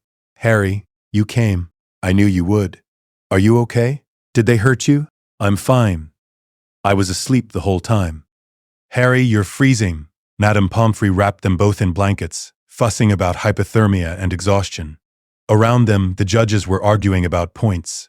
Mr. Potter returned last, one judge said. That should cost him points, but he rescued 3 hostages instead of 1, another argued. That shows moral fiber and compassion beyond the task requirements. He also blatantly disregarded the rules. Dumbledore's voice cut through the argument. Mr. Gorbler, Potter demonstrated precisely the kind of courage and loyalty that Hogwarts values. I propose we award him full points for completing the task successfully, plus additional points for ensuring no hostage was left behind. The final scores put Harry in second place overall, behind Cedric, but ahead of Crumb and Fleur, who'd been attacked by Grindylows and never reached the hostages. But Harry didn't care about points or standings. He cared that Hermione was safe, wrapped in blankets beside him, her hand finding his beneath the warmth. You saved Ron too, she said quietly. And Fleur's sister. Harry, you didn't have to do that. I couldn't leave them. What if something had gone wrong? What if the magic holding them failed? I couldn't take that risk. That's very you, saving everyone even when you only need to save one person. I had to make sure you were safe. That was the only thing that mattered. Hermione leaned against his shoulder, both of them shivering despite the blankets. When I woke up at the bottom of the lake, the first thing I felt was certainty that you'd come for me. I wasn't scared because I knew you'd never leave me down there. Is that silly? No, it's true. Hermione, I'd fight 100 mare people and swim through 1,000 Grindylows to get to you. There's nothing I wouldn't do. I feel the same way about you. Harry, if something had happened to you during that task disc, if you'd drowned or been attacked or I don't know what I would have done, nothing happened. I'm here. We're both here. Promise me you'll be careful in the third task. Promise me you won't take unnecessary risks. Hermione, it's the Triwizard Tournament. Unnecessary risk is basically the point. Promise me anyway. I promise. I'll be as careful as possible. Good. Because Harry, She stopped, seemingly struggling with words. I love you. I know we're 14 and that probably sounds ridiculous, but I do. I love you. Harry's breath caught. You love me? Yes. Is that okay? I know it's fast and we're young, and people will say we're too young to know what love is, but Harry, I know. I love you. I love you too, Harry said, the words feeling both terrifying and absolutely right. I think I have for a while. I just didn't know how to say it. They sat together on the dock, wrapped in blankets, warming each other, while around them the tournament officials argued about points and rules and regulations. None of it mattered. The only thing that mattered was that they were safe, together, and they'd finally said the words that had been building between them for months. I love you. I love you too. Everything else was just details. The third task, the maze and the truth. The weeks after the second task were surprisingly peaceful. Harry was in second place in the tournament, which meant less pressure than being in first. That was Cedric, but still a fighting chance at winning. The tasks were over until June, which gave him time to focus on normal things, studying for exams, playing Quidditch, spending time with Hermione. Ron had fully thawed in his attitude toward Harry and Hermione's relationship. He still made occasional awkward comments, and he clearly felt like a third wheel sometimes, but he was trying. The three of them studied together again, sat together at meals, fell back into something resembling their old dynamic. It's different, Ron admitted one evening in the common room. You two being together. But different isn't always bad. I'm getting used to it. Thanks, Ron, Hermione said sincerely. That means a lot. Yeah, well, you're both my best friends. I'm not giving that up just because you're dating. Though I reserve the right to leave the room when you get too coupley. Fair, Harry agreed. The third task was announced in May. A maze. The Triwizard Cup would be placed in the center, and the first champion to reach it would win the tournament. Seems simple enough, Ron said when they heard the announcement. You're good at thinking on your feet, Harry. You should do well in a maze. Unless the maze is filled with deadly creatures and dark magic, Hermione pointed out. Which, knowing this tournament, it definitely will be. She was right, of course. Over the next few weeks, the maze was grown on the Quidditch pitch, enormous hedges that towered 20 feet high, thick and impenetrable. Harry caught glimpses of creatures being led into the maze, blast-ended scroots, acromantulas, a sphinx. You'll need to know a lot of defensive spells, Hermione said, her organizational instincts kicking in. We should make a list of everything you might encounter and practice the appropriate counters. They spend hours in empty classrooms practicing shield charms against physical attacks, stunning spells against creatures, the point me spell for navigation, reductor curses for obstacles. You're as prepared as you can be, Hermione told him the night before the third task. They were sitting by the lake watching the sunset, both dreading and anticipating the next day. I don't feel prepared. I feel terrified. That's normal. But Harry, you've made it through 2 tasks already. You can make it through this one. What if I don't? What if something goes wrong? Then I'll come into the maze after you. Tournament rules be damned. Harry smiled despite his fear. You'd really do that? Without hesitation. Harry, I love you. I'm not letting you face danger alone if I can help it. I love you too. And Hermione, if I do win this tournament, if I actually get the cup, when you win, she corrected. When I win, then. It'll be because of you. All the preparation, all the strategies, all the support. That's all you. I couldn't have done any of this without you. We're partners, Hermione said simply. We do everything together. This is no different. The day of the third task dawned clear and bright. The stands around the Quidditch pitch were packed with students, staff, and spectators from around the wizarding world. The maze loomed in the center, dark and foreboding. Harry stood with the other champions, listening to Dumbledore explain the final rules. Cedric would enter first. He was in first place, followed by Harry, second place, then Crumb, then Fleur. Good luck, Cedric said quietly to Harry as they waited. And Harry, may the best man win. You too. The whistle blew. Cedric entered the maze and disappeared into the darkness. A few minutes later, Harry followed. The maze was immediately disorienting. The hedges blocked out most of the light and sound. Harry used the point me spell to orient himself toward the center. But the paths kept shifting, forcing him to recalculate constantly. He encountered a blast-ended Scroot within 10 minutes and had to use a stunning spell to get past it. Then a Boggart, which turned into a Dementor. Harry cast a Patronus that filled the entire path with silver light. Then, something that might have been a giant spider, which Harry definitely did not want to face again after the Aragog incident in second year. He was deeper into the maze now. Close to the center, he could feel it. The magic pulling him toward the cup, toward the end of this task, toward victory. And then he heard screaming. It was coming from somewhere to his left. A girl's scream. Fleur, maybe? Had she encountered something she couldn't handle? Harry hesitated. If he went to help, he'd lose time. Someone else might reach the cup first. But he couldn't ignore someone in trouble. That wasn't who he was. He turned toward the screaming and ran. He found Fleur unconscious, surrounded by acromantulas.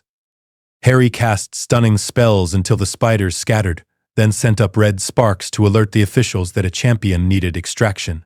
Sorry, Fleur, he muttered, then turned back toward the center of the maze. He was close now. He could see the cup ahead, glowing golden in a small clearing. And running toward it from another path was Cedric Diggory. They reached the cup at exactly the same time. Take it, Cedric panted. You saved Fleur. You deserve it. You got here first, Harry argued. We both know you'd have reached it before me if I hadn't taken the detour. Then we take it together. Hogwarts victory. Both of us. Together, on 3. 1, 2, 3. They grabbed the cup simultaneously. The world jerked. A portkey. But the cup wasn't supposed to be a portkey. They landed hard on cold ground in a graveyard Harry had never seen before. Cedric scrambled to his feet, wand out, looking around in confusion. Where are we? This isn't... Kill the spare, a cold, high voice said. Green light. Cedric fell. Dead before he hit the ground. Harry screamed. Tried to reach Cedric, to help him, to do anything. But ropes appeared from nowhere, binding Harry to a headstone. His wand clattered away, out of reach. He struggled against the bonds, but they were magical, unbreakable. A figure emerged from the shadows. Peter Pettigrew carrying something grotesque and infant-like. A rudimentary body housing a soul that should have been destroyed 14 years ago. Welcome, Harry Potter, the thing in Pettigrew's arms hissed. So kind of you to join us. We've been waiting for you. What? What is this? What are you? All in good time. First, we have a ritual to complete. Pettigrew, begin. What followed was the most horrific thing Harry had ever witnessed. A cauldron filled with potion. Pettigrew adding ingredients with shaking hands. Bone of the father unwillingly given, a bone torn from the grave Harry was bound to. Flesh of the servant willingly sacrificed. Pettigrew cut off his own hand, screaming. Blood of the enemy forcibly taken, a knife cutting into Harry's arm, his blood dripping into the cauldron. The potion turned blood red. Steam rose, and from the depths of the cauldron a figure emerged, Lord Voldemort. Fully restored, tall and skeletal, with red eyes and a noseless, snake-like face. He looked at Harry with an expression of pure malice. At last, Voldemort said, 13 years. 13 years I've waited for this moment. And now, Harry Potter, now we finish what began in Godric's Hollow. Death Eaters began apparating. Lucius Malfoy, Crabbe, Goyle, others Harry didn't recognize. They formed a circle around the graveyard, watching with hungry anticipation. The boy who lived, Voldemort mused. How many times must you live, I wonder, before you learn to die properly? He released Harry from the headstone, but didn't return his wand. We're going to duel, Harry Potter. A proper duel this time. Show my Death Eaters how their master defeated the famous Harry Potter in fair combat. He tossed Harry's wand back to him. Harry caught it instinctively, his mind racing. Voldemort was toying with him. This wasn't a fair fight. Harry was 14, exhausted from the maze, terrified. Voldemort was the most powerful dark wizard in a century, freshly restored and eager to prove his dominance. But Harry had to try. For Cedric, for Hermione. For everyone Voldemort would kill if Harry failed. Bow to death, Harry, Voldemort said softly. It might even be painless. I would not know. I have never died. Harry raised his wand. I'm not bowing to you. Voldemort's eyes flashed with anger. Then you will die proud. Avada Kedavra. Green light shot toward Harry. He dove sideways, barely avoiding it. Stupefy. His spell missed by yards. Voldemort was too fast. Pathetic. Is that the best you can do? Crucio. Pain beyond anything Harry had ever imagined. Every nerve in his body on fire. He screamed, unable to help himself, curled on the ground while Voldemort laughed. When the curse lifted, Harry could barely think. He forced himself to his feet, raised his wand. Avada Kedavra, Expelliarmus. The spells collided mid-air, but instead of neutralizing each other, something impossible happened. Golden light erupted between their wands, connecting them, forming a cage of golden thread around both Harry and Voldemort. Priori incantatem. Harry knew the term from Hermione's lectures about wand lore. It happened when brother wands fought each other, forcing one wand to regurgitate the echoes of spells it had cast. Shadowy figures began emerging from Voldemort's wand. Recent deaths. An old man, Bertha Jorkins, Cedric Diggory, and then, Lily? James Potter's echo said. He's here. Harry's here. James? Lily Potter's echo appeared, looking at Harry with recognition and love. Oh, Harry, our son, you've grown so much. Couldn't process. His parents, or echoes of them, were right there. Hold on, Harry, James said. Hold the connection. When we've distracted him, run. Get to the port key. The cup. Get back to Hogwarts. Your father's right, Lily said.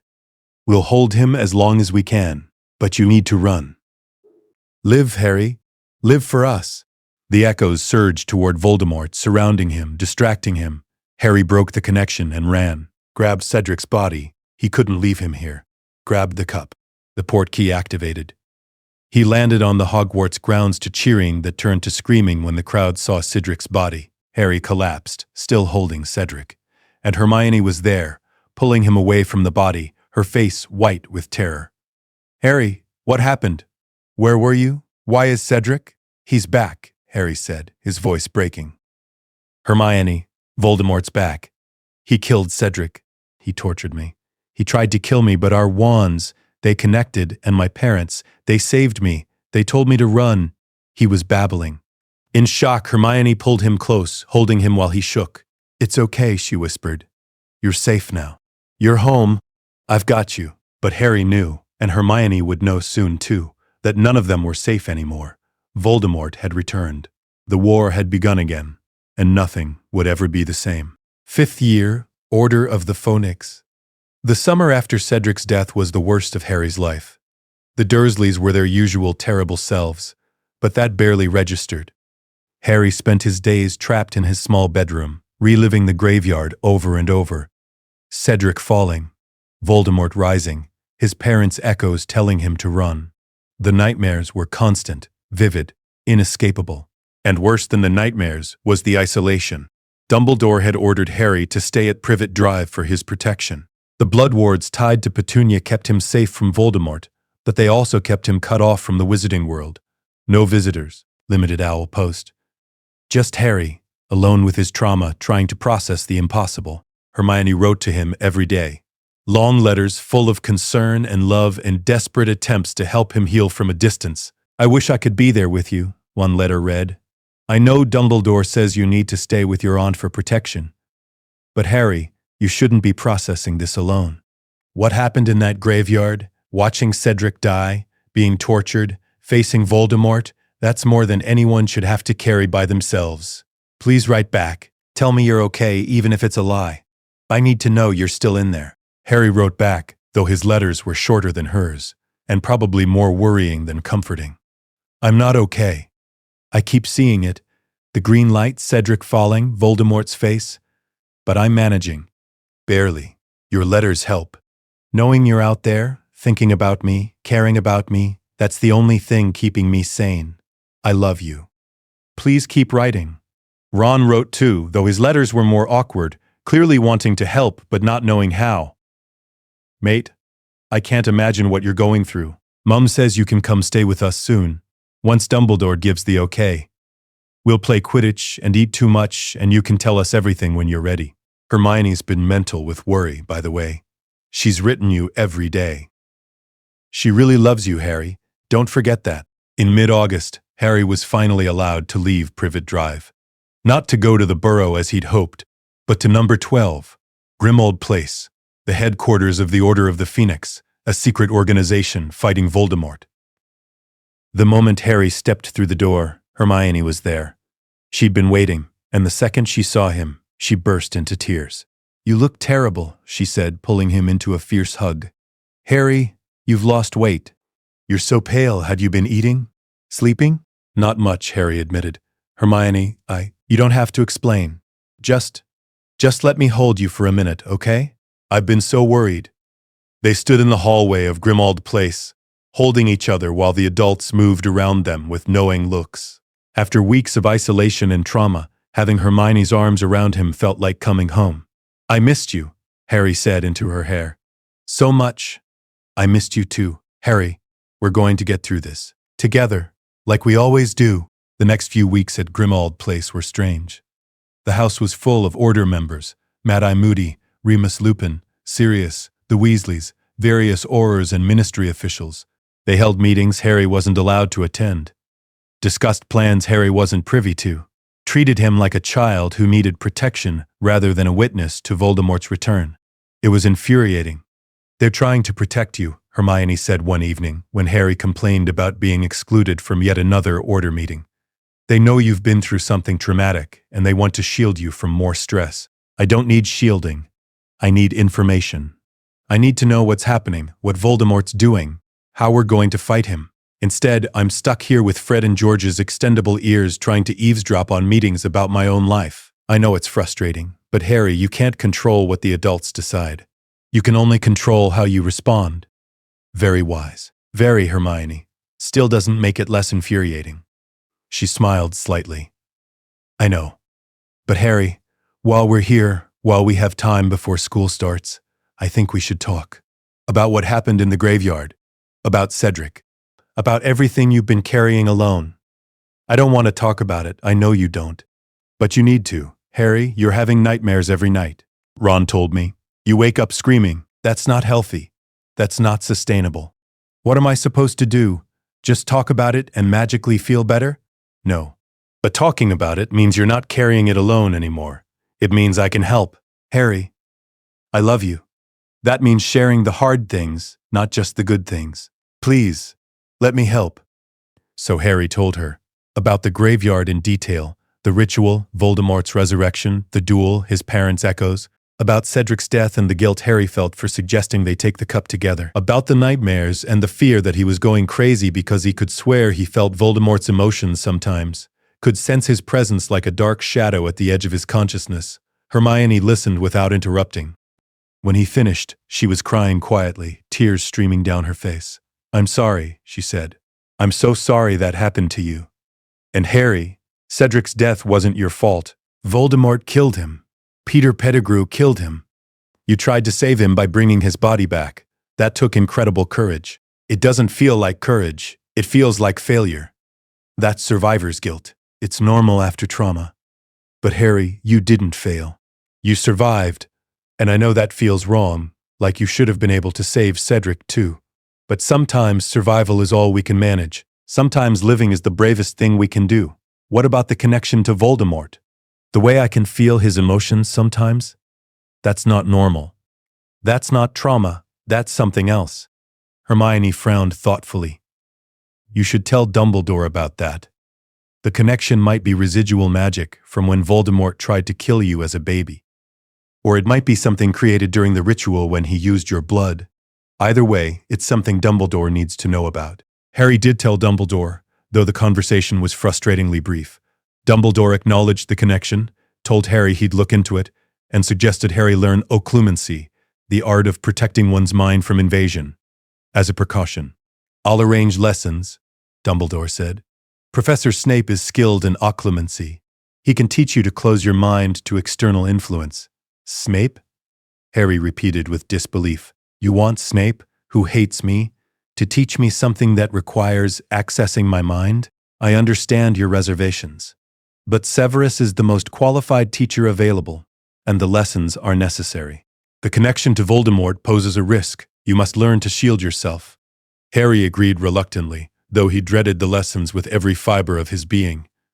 The return to Hogwarts brought a new nightmare: Dolores Umbridge. The Ministry had appointed her as the new Defense Against the Dark Arts teacher, and from her first lesson it was clear she had no intention of actually teaching defense. "You will be learning defensive theory from a carefully structured Ministry-approved curriculum," Umbridge announced in her sickly sweet voice. "Wands away. There will be no need to practice defensive spells in my classroom." Hermione's hand shot up immediately. "Professor, how can we defend ourselves if we never practice the spells? Miss Granger, you won't need to defend yourselves. The Ministry has everything under control. There are no threats that would require practical defensive magic." "What about Voldemort?" Harry said loudly. "He's back. I saw him return. Shouldn't we be preparing to fight Death Eaters?" The classroom went dead silent. Umbridge's smile never wavered, but her eyes went cold. "Potter, you will not tell lies in my classroom. The Ministry has investigated your claims and determined that you know who has not returned.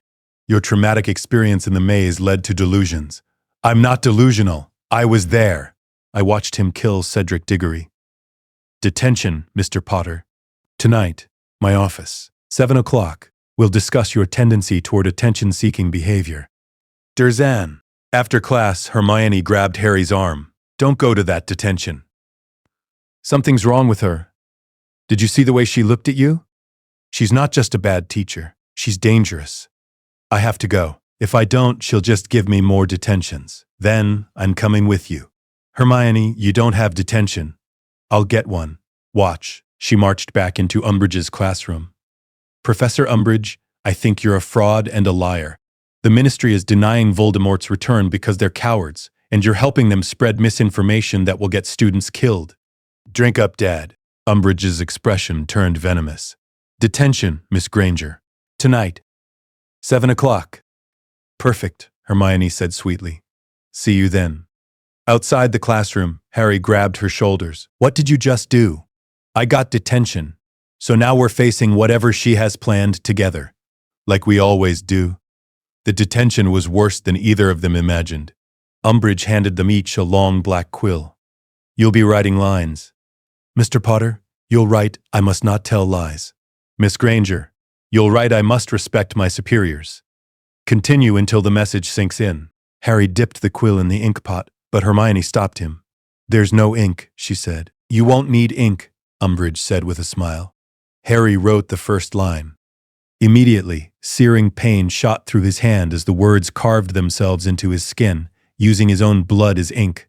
Beside him, Hermione gasped as the same thing happened to her. "Keep writing." Umbridge said pleasantly. Until the message is clear. They wrote for 3 hours. By the time Umbridge dismissed them, both their hands were bloody and scarred, the words carved so deeply they'd probably never fully fade. Outside the office, Hermione looked at her hand and then at Harry's. She's torturing students. This is a dark artifact. This is illegal even by ministry standards. What do? We document everything, every detention, every scar, every instance of abuse. And Harry, we fight back. Not violently, but strategically. She's not teaching us defense? Fine. We teach ourselves. The idea for Dumbledore's army was born that night. Over the next few weeks, Hermione organized everything with characteristic efficiency. She recruited students from all houses who recognized that Umbridge's refusal to teach practical defense was dangerous. She found them a meeting place, the room of requirement, a secret room that appeared only when needed, and she convinced Harry to be the teacher. Me, Harry protested. Hermione, I'm not a teacher. You're the only one who's actually fought dark magic. You faced Voldemort 3 times and survived. You fought a basilisk, dementors, Death Eaters. The rest of us have only read about this stuff in books. We need you to show us how to actually do it. What about you? You're brilliant at magic. I'm brilliant at theory. You're brilliant at application. Harry, we'll do this together. I'll organize the curriculum and the logistics. You'll teach the practical skills. We'll be co-leaders. The first DA meeting had 20 students. By the third meeting, they had over 30. Word had spread that Harry Potter was teaching real defensive magic, and students were hungry for practical skills that Umbridge refused to provide. Harry taught them everything he knew: disarming charms, stunning spells, shield charms, the Patronus charm. Hermione structured the lessons, tracked progress, organized study groups for theory. They worked together seamlessly, Harry demonstrating while Hermione explained, Harry correcting technique while Hermione provided strategic context. They functioned as a teaching team so naturally that students started referring to them as the commanders, with a respect that had nothing to do with Harry's fame and everything to do with their competence. You're good at this, Ron observed after one particularly successful lesson. Both of you. It's like watching 2 people who share a brain. We've been doing this for years, Hermione said, working together, finishing each other's thoughts. It's just how we are. It's a bit nauseating, honestly, but also kind of brilliant. The DA became the center of Harry's 5th year. It was the one place where he felt useful, where the trauma of Cedric's death and Voldemort's return translated into something productive. Teaching other students to defend themselves gave Harry purpose when everything else felt meaningless. It also deepened his relationship with Hermione in ways he hadn't anticipated. They spent hours alone together in the room of requirement, planning lessons and practicing spells. They developed a shorthand communication, a glance that meant, move to the next topic. A slight nod that meant, that student needs individual help. A smile that meant, we're doing good work here. One evening after everyone else had left, they were organizing the training dummies when Hermione said quietly, Harry, can I ask you something? Always. Are you okay? Really okay? Because you're so focused on teaching everyone else to fight, but I worry that you're not processing what you went through. That you're using the DA as a distraction from dealing with your trauma. Harry stopped what he was doing and looked at her. Maybe I am. Is that so bad? At least I'm doing something useful instead of just sitting around having nightmares. It's not bad. But Harry, eventually you'll have to deal with it. The trauma doesn't go away just because you're busy. I know. But right now I need to feel like I'm preparing for what's coming. Because it is coming, Hermione. Voldemort's gathering followers. The Ministry's in denial. A war is starting, and we're the only ones actually getting ready for it. We'll face it together, Hermione said, crossing to stand in front of him. Whatever Voldemort does, we'll face it together. Promise? I promise. Harry, I love you. That means I'm not going anywhere. Not when things get dangerous. Not when you're scared. Not when the war actually starts. I'm here. Always. Harry pulled her into a kiss, deep and desperate and full of all the fear and love and determination he couldn't put into words. When they finally pulled apart, both breathing hard, Hermione rested her forehead against his. We're going to survive this, she whispered, both of us. Together. We're going to survive and we're going to win and we're going to have a life after all of this is over. I want that, Harry said, more than anything. A life with you, after the war. After Voldemort, just us. Together. Happy. Then we fight for it. We fight for that future. Together. Always together. The DA continued through the winter, growing stronger and more skilled with each meeting. But in February, disaster struck. Marietta Edgecombe, pressured by her ministry-employed mother, betrayed them to Umbridge. The defense professor raided the room of requirement with ministry officials, catching the DA mid-meeting. Harry and Hermione were arrested, along with several other students. Dumbledore took responsibility to protect them, claiming he'd organized the group himself, and fled Hogwarts before he could be imprisoned. Umbridge became headmistress. What followed were the worst months of Harry's time at Hogwarts. Umbridge ruled with authoritarian cruelty. Educational decrees plastered the walls, restricting everything from student gatherings to approved reading materials. She gave Harry detention after detention with the blood quill, carving "I must not tell lies" so deeply into his hand that the scar became permanent. She targeted Hermione too, punishing her for her intelligence, her advocacy, her refusal to submit. "I must know my place" was carved into Hermione's hand so many times that even Madame Pomfrey's healing salves couldn't fully erase it. "This is torture," Ron said furiously one evening, watching Hermione try to write an essay despite her injured hand. "This is actual torture, and no one's stopping her." "Dumbledore's gone," Harry said bitterly. "McGonagall can't act directly without being sacked, and the Ministry supports everything Umbridge does. We're on our own." "Then we fight back," Hermione said, her voice hard with determination. "Not with violence, but we don't submit. We don't let her break us. We survive until Dumbledore can return or until someone at the Ministry finally sees her for what she is." They survived through sheer stubbornness. Harry continued having nightmares about the graveyard, but now they mixed with nightmares about Umbridge's detentions. His connection to Voldemort grew stronger. He could feel the Dark Lord's emotions more clearly, could sometimes see through his eyes in dreams. The occlumency lessons with Snape were a disaster. Snape's method was to invade Harry's mind repeatedly, forcing him to relive his worst memories while demanding Harry clear his mind of emotion. It was brutal, invasive, and spectacularly ineffective. "He's not teaching me," Harry complained to Hermione after a particularly awful lesson. "He's just torturing me with my own memories. Today he made me relive my parents' deaths 3 times while telling me I was weak for being upset about it. That's not teaching. That's abuse. Harry, you should stop the lessons." "I can't." Dumbledore ordered them. "He thinks the connection to Voldemort is dangerous." "It is dangerous.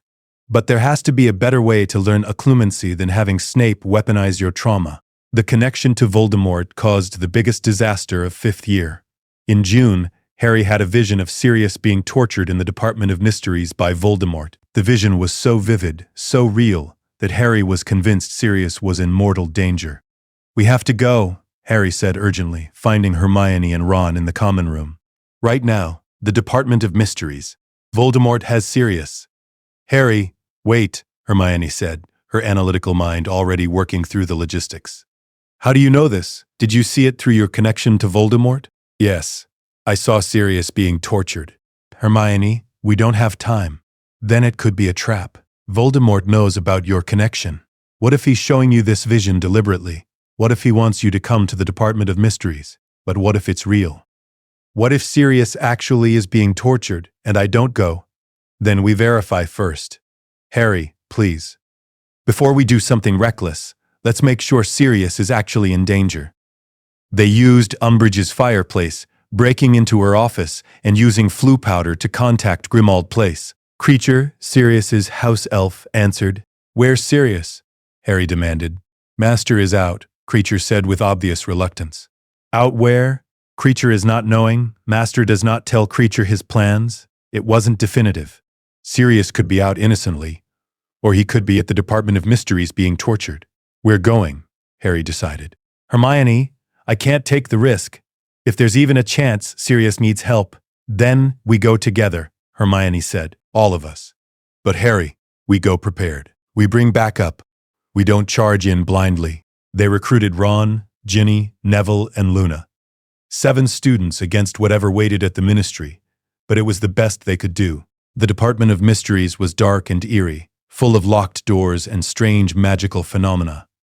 They found the Hall of Prophecy, rows upon rows of glowing orbs containing recorded predictions.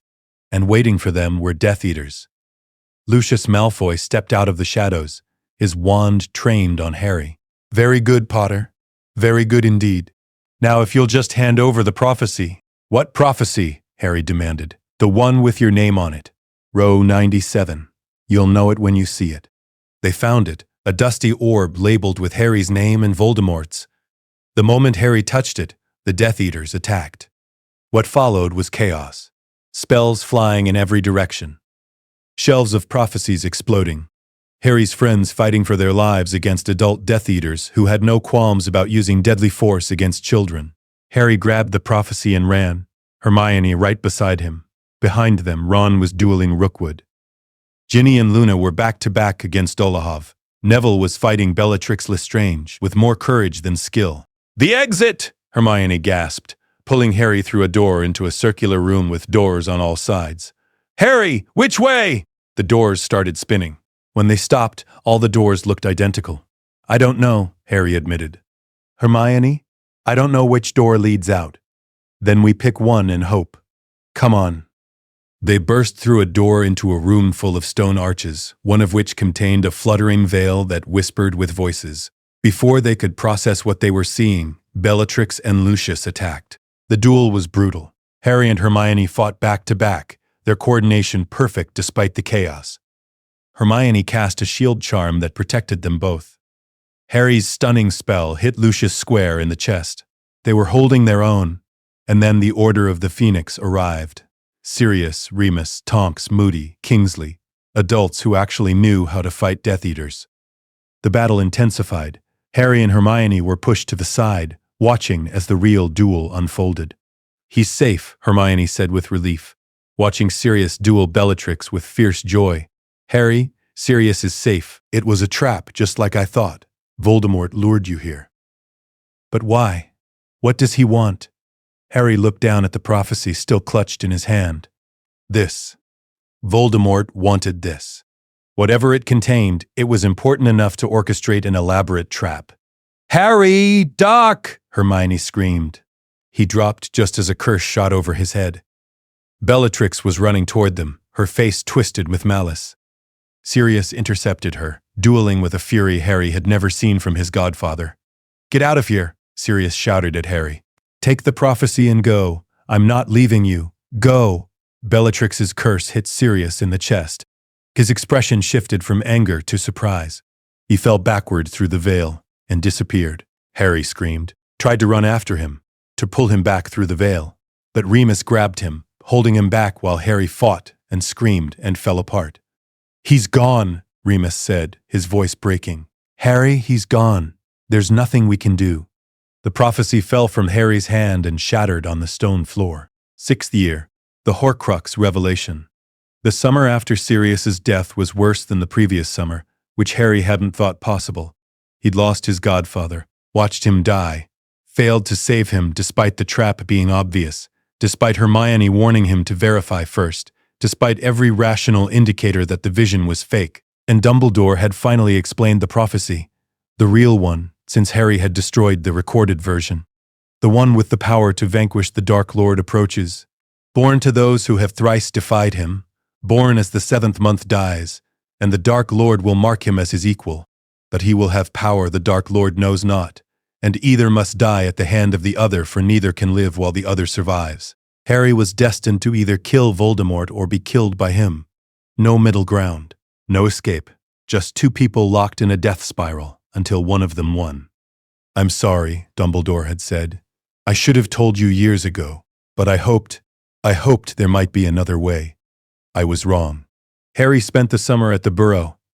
The blood wards at Privet Drive had been reinforced, but Dumbledore allowed him to leave for the last few weeks of summer. Hermione was there too, and between them they were a mess of grief and anger and fear. "We need a plan," Hermione said one evening. They were sitting by the pond watching the sunset, both exhausted from pretending to be okay around the Weasleys. "Harry, if the prophecy is real, if you really have to be the one to kill Voldemort, then we need a strategy. We need information about him, about his weaknesses, about how to actually defeat him." "He's immortal," Harry said bitterly. "I watched him return from being basically dead. How do you kill someone who can't die?" There has to be a way. Dark magic always has a counter. We just need to find it. When they returned to Hogwarts for 6th year, Dumbledore summoned Harry for private lessons. I'm going to show you memories, Dumbledore explained. Memories of Tom Riddle, Voldemort, before he became what he is now. By understanding his past, we can understand his present, and more importantly, we can understand his vulnerabilities. What Dumbledore showed Harry over the next several months was horrifying. Tom Riddle had been obsessed with immortality from a young age. He'd researched the darkest magic, asked Slughorn about Horcruxes, objects that contain fragments of a soul split through murder, granting the creator immortality as long as even one Horcrux survived. He made Horcruxes, Harry said, horror dawning. That's why he didn't die when he tried to kill me. He'd already split his soul. And Harry, I believe he made multiple Horcruxes. 6, possibly 7, including the fragment in his body. This is why he's so difficult to kill. Destroying his body isn't enough. We must find and destroy every Horcrux first. How do we destroy them? Basilisk venom. Fiend fire. Anything that damages beyond magical repair. Harry, this is our mission now. Find the Horcruxes. Destroy them. Make Voldemort mortal again. Only then can he be killed permanently. Harry told Hermione everything immediately. She took the information with characteristic calm, immediately shifting into research mode. 6 Horcruxes. That's a lot. We need to figure out what they are and where they're hidden. Voldemort would choose objects that are meaningful to him, things connected to his past or his ideology. They spent 6th year researching Voldemort's history, tracking down clues, piecing together the puzzle. Dumbledore took Harry on a mission to retrieve a locket that turned out to be fake. Someone named R.A.B. had already taken the real Horcrux years ago. It was frustrating and terrifying, but they were making progress. And through it all, Harry's relationship with Hermione deepened in ways that had nothing to do with the war. They were older now, 16, not children anymore. The physical aspect of their relationship evolved naturally, carefully, always respecting boundaries, but also acknowledging the pull between them. There were long nights in the room of requirement, supposedly studying Horcruxes, but actually just holding each other, finding comfort in physical closeness while the world fell apart around them. There were stolen kisses in empty corridors. There were moments where Hermione would fall asleep on Harry's shoulder in the library, and he'd just sit there, memorizing the feel of her, terrified of the prophecy that said one of them might not survive the war. I'm scared, Hermione admitted one night. They were in the room of requirement, lying on a conjured couch, her head on his chest. Harry, I'm so scared that the prophecy is right, that you'll have to face Voldemort alone and I won't be able to protect you. You protect me every day, Harry said. By being here, by helping me research, by loving me when I'm terrified and angry and falling apart. Hermione, you're the reason I think I can actually do this, the reason I want to survive. What if surviving isn't enough? What if... Her voice broke. What if the prophecy means you have to die to kill him? Then I die, and you live, and you build the world we were fighting for. Don't say that. Harry, don't you dare give up before we've even tried. We'll find another way. We'll find all the Horcruxes, we'll destroy them, and we'll figure out how to kill Voldemort without you dying. There has to be a way. Even if there is, I need you to promise me something. If it comes down to a choice, if killing Voldemort means I die, promise me you won't try to stop me, that you'll let me do what needs to be done. I can't promise that. Hermione, no. I love you, Harry. I love you more than I've ever loved anything or anyone, and I can't promise to just stand by and watch you die. Don't ask me to. They held each other in the darkness, both crying quietly, both terrified of a future that seemed increasingly inevitable. In June, Dumbledore was killed by Snape on the astronomy tower. Harry and Hermione witnessed it from below, hidden under the invisibility cloak, unable to intervene. He's gone, Harry said numbly as they watched Snape flee. Dumbledore's dead. Snape killed him. Harry, we need to run. The Death Eaters are still here. But Harry couldn't move, couldn't process. Dumbledore was the most powerful wizard alive, and he was just gone. Murdered by someone they'd trusted, Hermione pulled him away from the astronomy tower, through the chaos of the Death Eater attack, to relative safety. Later, when the castle was secured and the battle over, they sat together in the hospital wing while Madame Pomfrey treated injured students. "What do we do now?" Hermione asked quietly. Dumbledore was leading the fight against Voldemort. He was the one who knew where the Horcruxes were, how to destroy them. Without him, "We continue his work," Harry said, his voice hard with determination. "We find the Horcruxes. We destroy them. We kill Voldemort. That's what Dumbledore would want. That's what we have to do. Together? Always together?" Ron, who'd been listening from a nearby bed where he was being treated for minor injuries, spoke up. "I'm coming too. On this Horcrux hunt or whatever you're planning. I'm not letting you two face Voldemort's followers alone. Ron, this is going to be dangerous." Hermione started. "I know, but you're my best friends. Both of you, and I'm not sitting on the sidelines while you risk your lives. So I'm coming. Don't argue." Harry and Hermione looked at each other, communicating silently. Then Harry nodded. "Okay, like it's always been." "Like it's always been," Ron agreed. But they all knew it wasn't quite like it had always been. Harry and Hermione were a unit now, bonded by love in ways that went beyond friendship. Ron was essential, valued, needed, but he was also outside their innermost circle in ways that no amount of friendship could completely bridge. It was a dynamic they'd all learned to navigate. But in the stress of a Horcrux hunt, with death a constant possibility, that dynamic would be tested like never before. 7th year, the Horcrux hunt. They didn't return to Hogwarts for 7th year. Instead, Harry, Hermione, and Ron went into hiding, hunting Horcruxes across Britain. They had limited information. Dumbledore had identified some potential Horcruxes before his death, but not all of them, and not where most were hidden. What they knew, Hufflepuff's cup, location unknown, Ravenclaw's diadem, location unknown, Nagini the snake, always with Voldemort. What they had, the fake locket from the cave, with RAB's note, Gryffindor's sword, which could destroy Horcruxes, and desperation. The first few weeks of the hunt were chaotic. They camped in forests, moved constantly to avoid Death Eater patrols, survived on stolen food and foraged supplies. Hermione had planned extensively. She'd packed a magically expanded bag with books, potions, ingredients, camping gear, everything they might need. "I've been preparing since June," she explained as she pulled tent after tent from the small beaded bag. "I knew we'd need supplies. I knew we couldn't stay anywhere long. So I packed everything I could think of." "You're incredible," Harry said, pulling her into a quick kiss. "Absolutely incredible."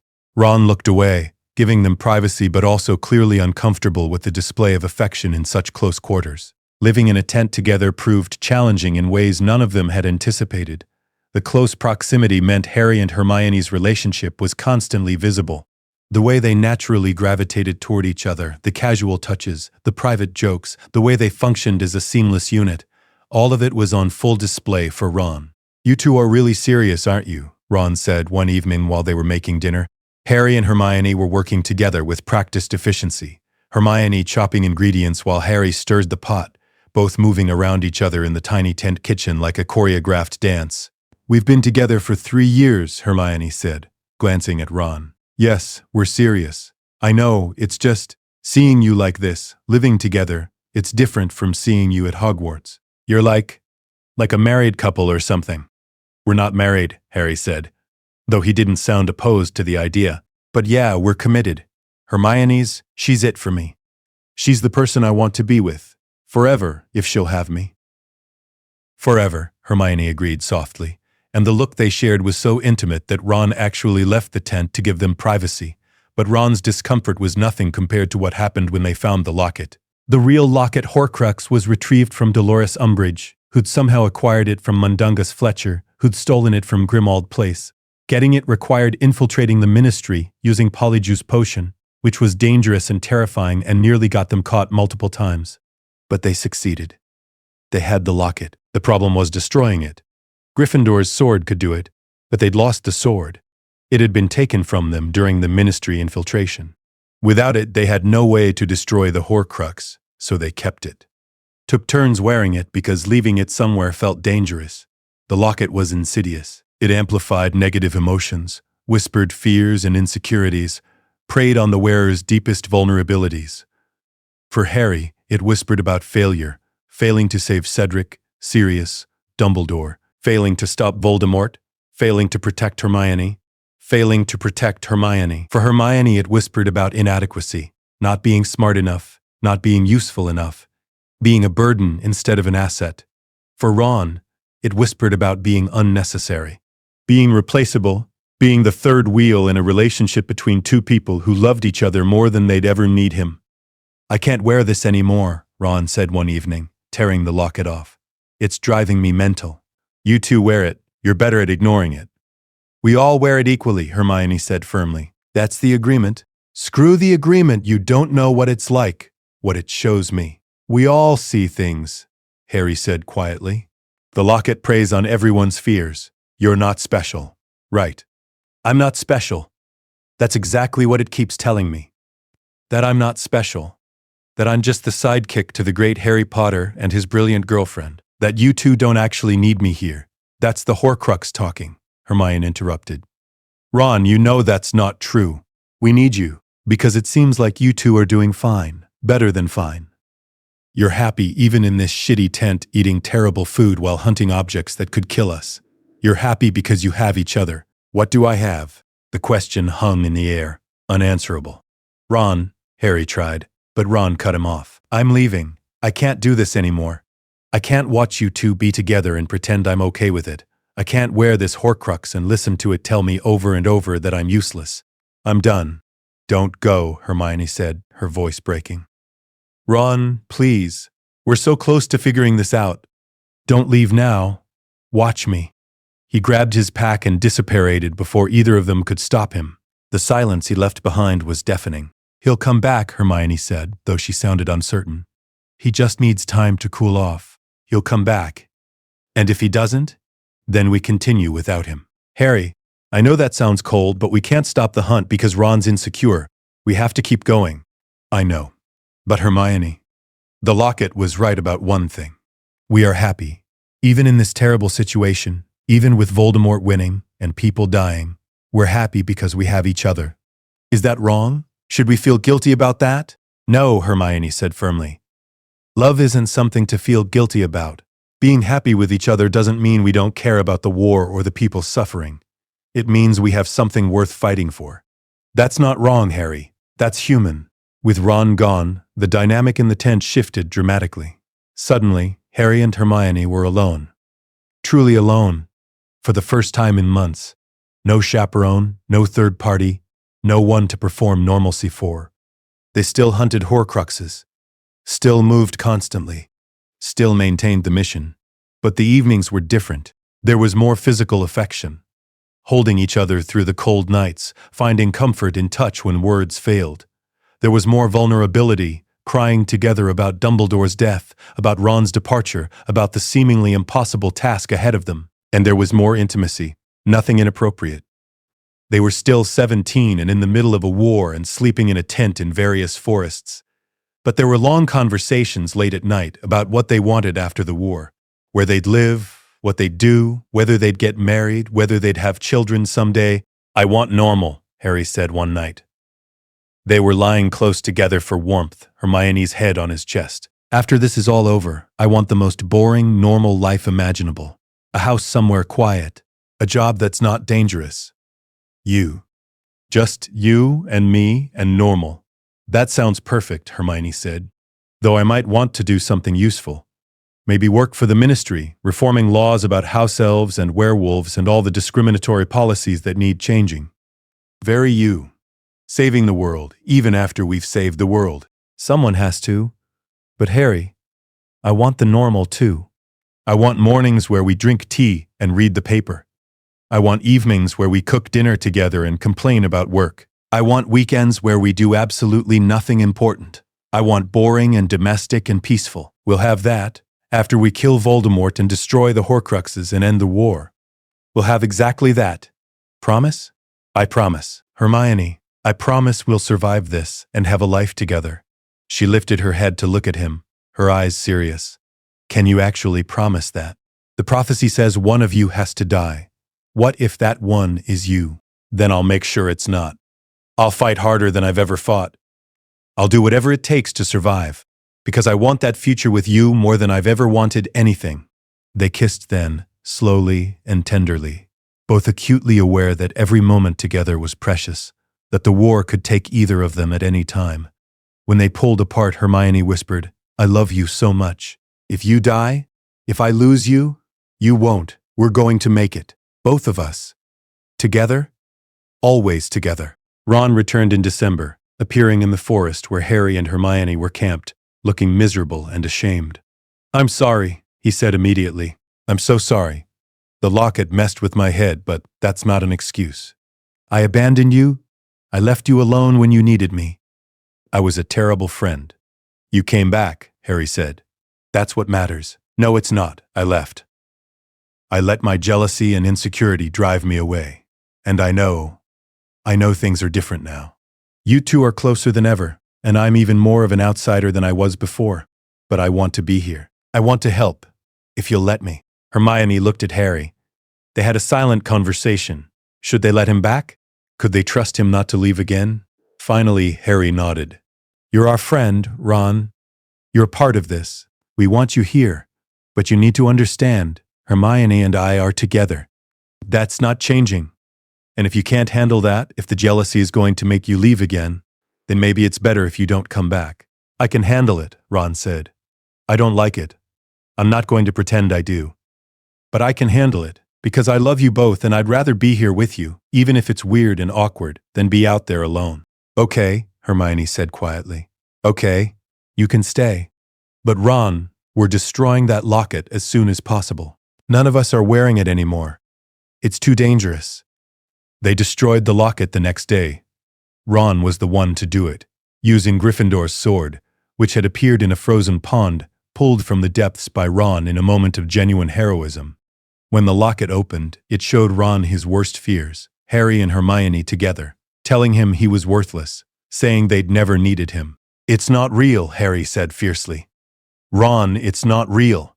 We need you. We've always needed you." Ron brought the sword down, destroying the Horcrux. The moment it shattered, the oppressive weight that had been hanging over them for months lifted. "That's one down," Hermione said with relief. 5 to go." "I thought there were 4 left." "We miscounted," Harry explained. "Nagini, the cup, the diadem, and one more we haven't identified. Plus whatever's been protecting Voldemort all these years. There has to be a final Horcrux we're missing." They continued the hunt with renewed determination. Broke into Gringotts to steal Hufflepuff's cup, riding out on a dragon which was terrifying and exhilarating, found Ravenclaw's diadem at Hogwarts, returned for the final battle, destroyed both with fiend fire and basilisk venom, and then came the truth Harry had been avoiding. He was the final Horcrux. He learned it through Snape's memories, retrieved after Nagini killed the potions professor on Voldemort's orders. In Snape's dying moments, he'd given Harry his memories, showing the full truth. Snape had loved Lily Potter, had spent his entire adult life protecting Harry because of that love, had killed Dumbledore at Dumbledore's own request, and had known all along that Harry carried a piece of Voldemort's soul. "You must die," Dumbledore's memory said.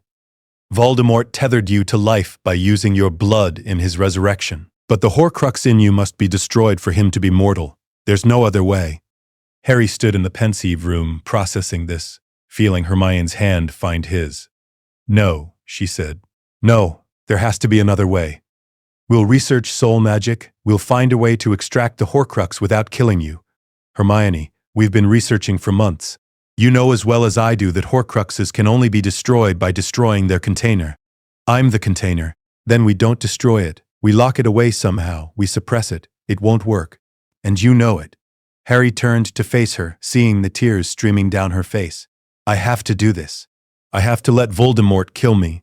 It's the only way to destroy the Horcrux and make him mortal enough for someone else to finish him. I can't, Harry, I can't just let you walk to your death. You have to. Because if you don't, Voldemort wins, and everyone we love dies. Hermione, please. I need you to be strong. I need you to let me do this." She was sobbing now, and Harry pulled her close, holding her while she fell apart. "I love you," she said through tears. "I love you so much, and I can't lose you, I know. I love you too. But Hermione, this is what the prophecy meant. Neither can live while the other survives. As long as I'm alive with this Horcrux in me, Voldemort can't truly be killed. I have to die so he can die. What if you survive? When Voldemort tried to kill you as a baby, you survived. What if? Then I come back to you, and we have that normal life we talked about. But Hermione, you have to prepare for the possibility that I don't survive. That this is really goodbye. Don't say that. Please don't say that. Harry held her tighter, memorizing the feel of her in his arms, knowing this might be the last time. If I don't come back, if Voldemort kills me and I actually die, promise me you'll keep fighting. You'll help Ron and everyone else defeat Voldemort. You'll survive. You'll have the life we talked about, even if I'm not there to share it with you. I can't promise that. A life without you isn't a life I want. Promise me anyway. Please, Hermione. I need to know you'll be okay. I promise, she whispered. But Harry, I'm going to hate you forever if you don't come back. Fair enough. They stood together in the room of requirement, holding each other while the Battle of Hogwarts raged outside. Eventually, they had to let go. Harry had to walk into the Forbidden Forest. Had to face Voldemort. Had to die so everyone else could live. I love you, Harry said one last time. I love you too. Always. He walked away before he could change his mind.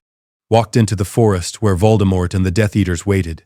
Walked to his death with the same courage he'd shown facing dragons and dementors and dark wizards. Harry Potter, Voldemort said softly. The boy who lived. Come to die. Yes, Harry said simply. How disappointing. I expected more fight from you. But no matter. Avada Kedavra.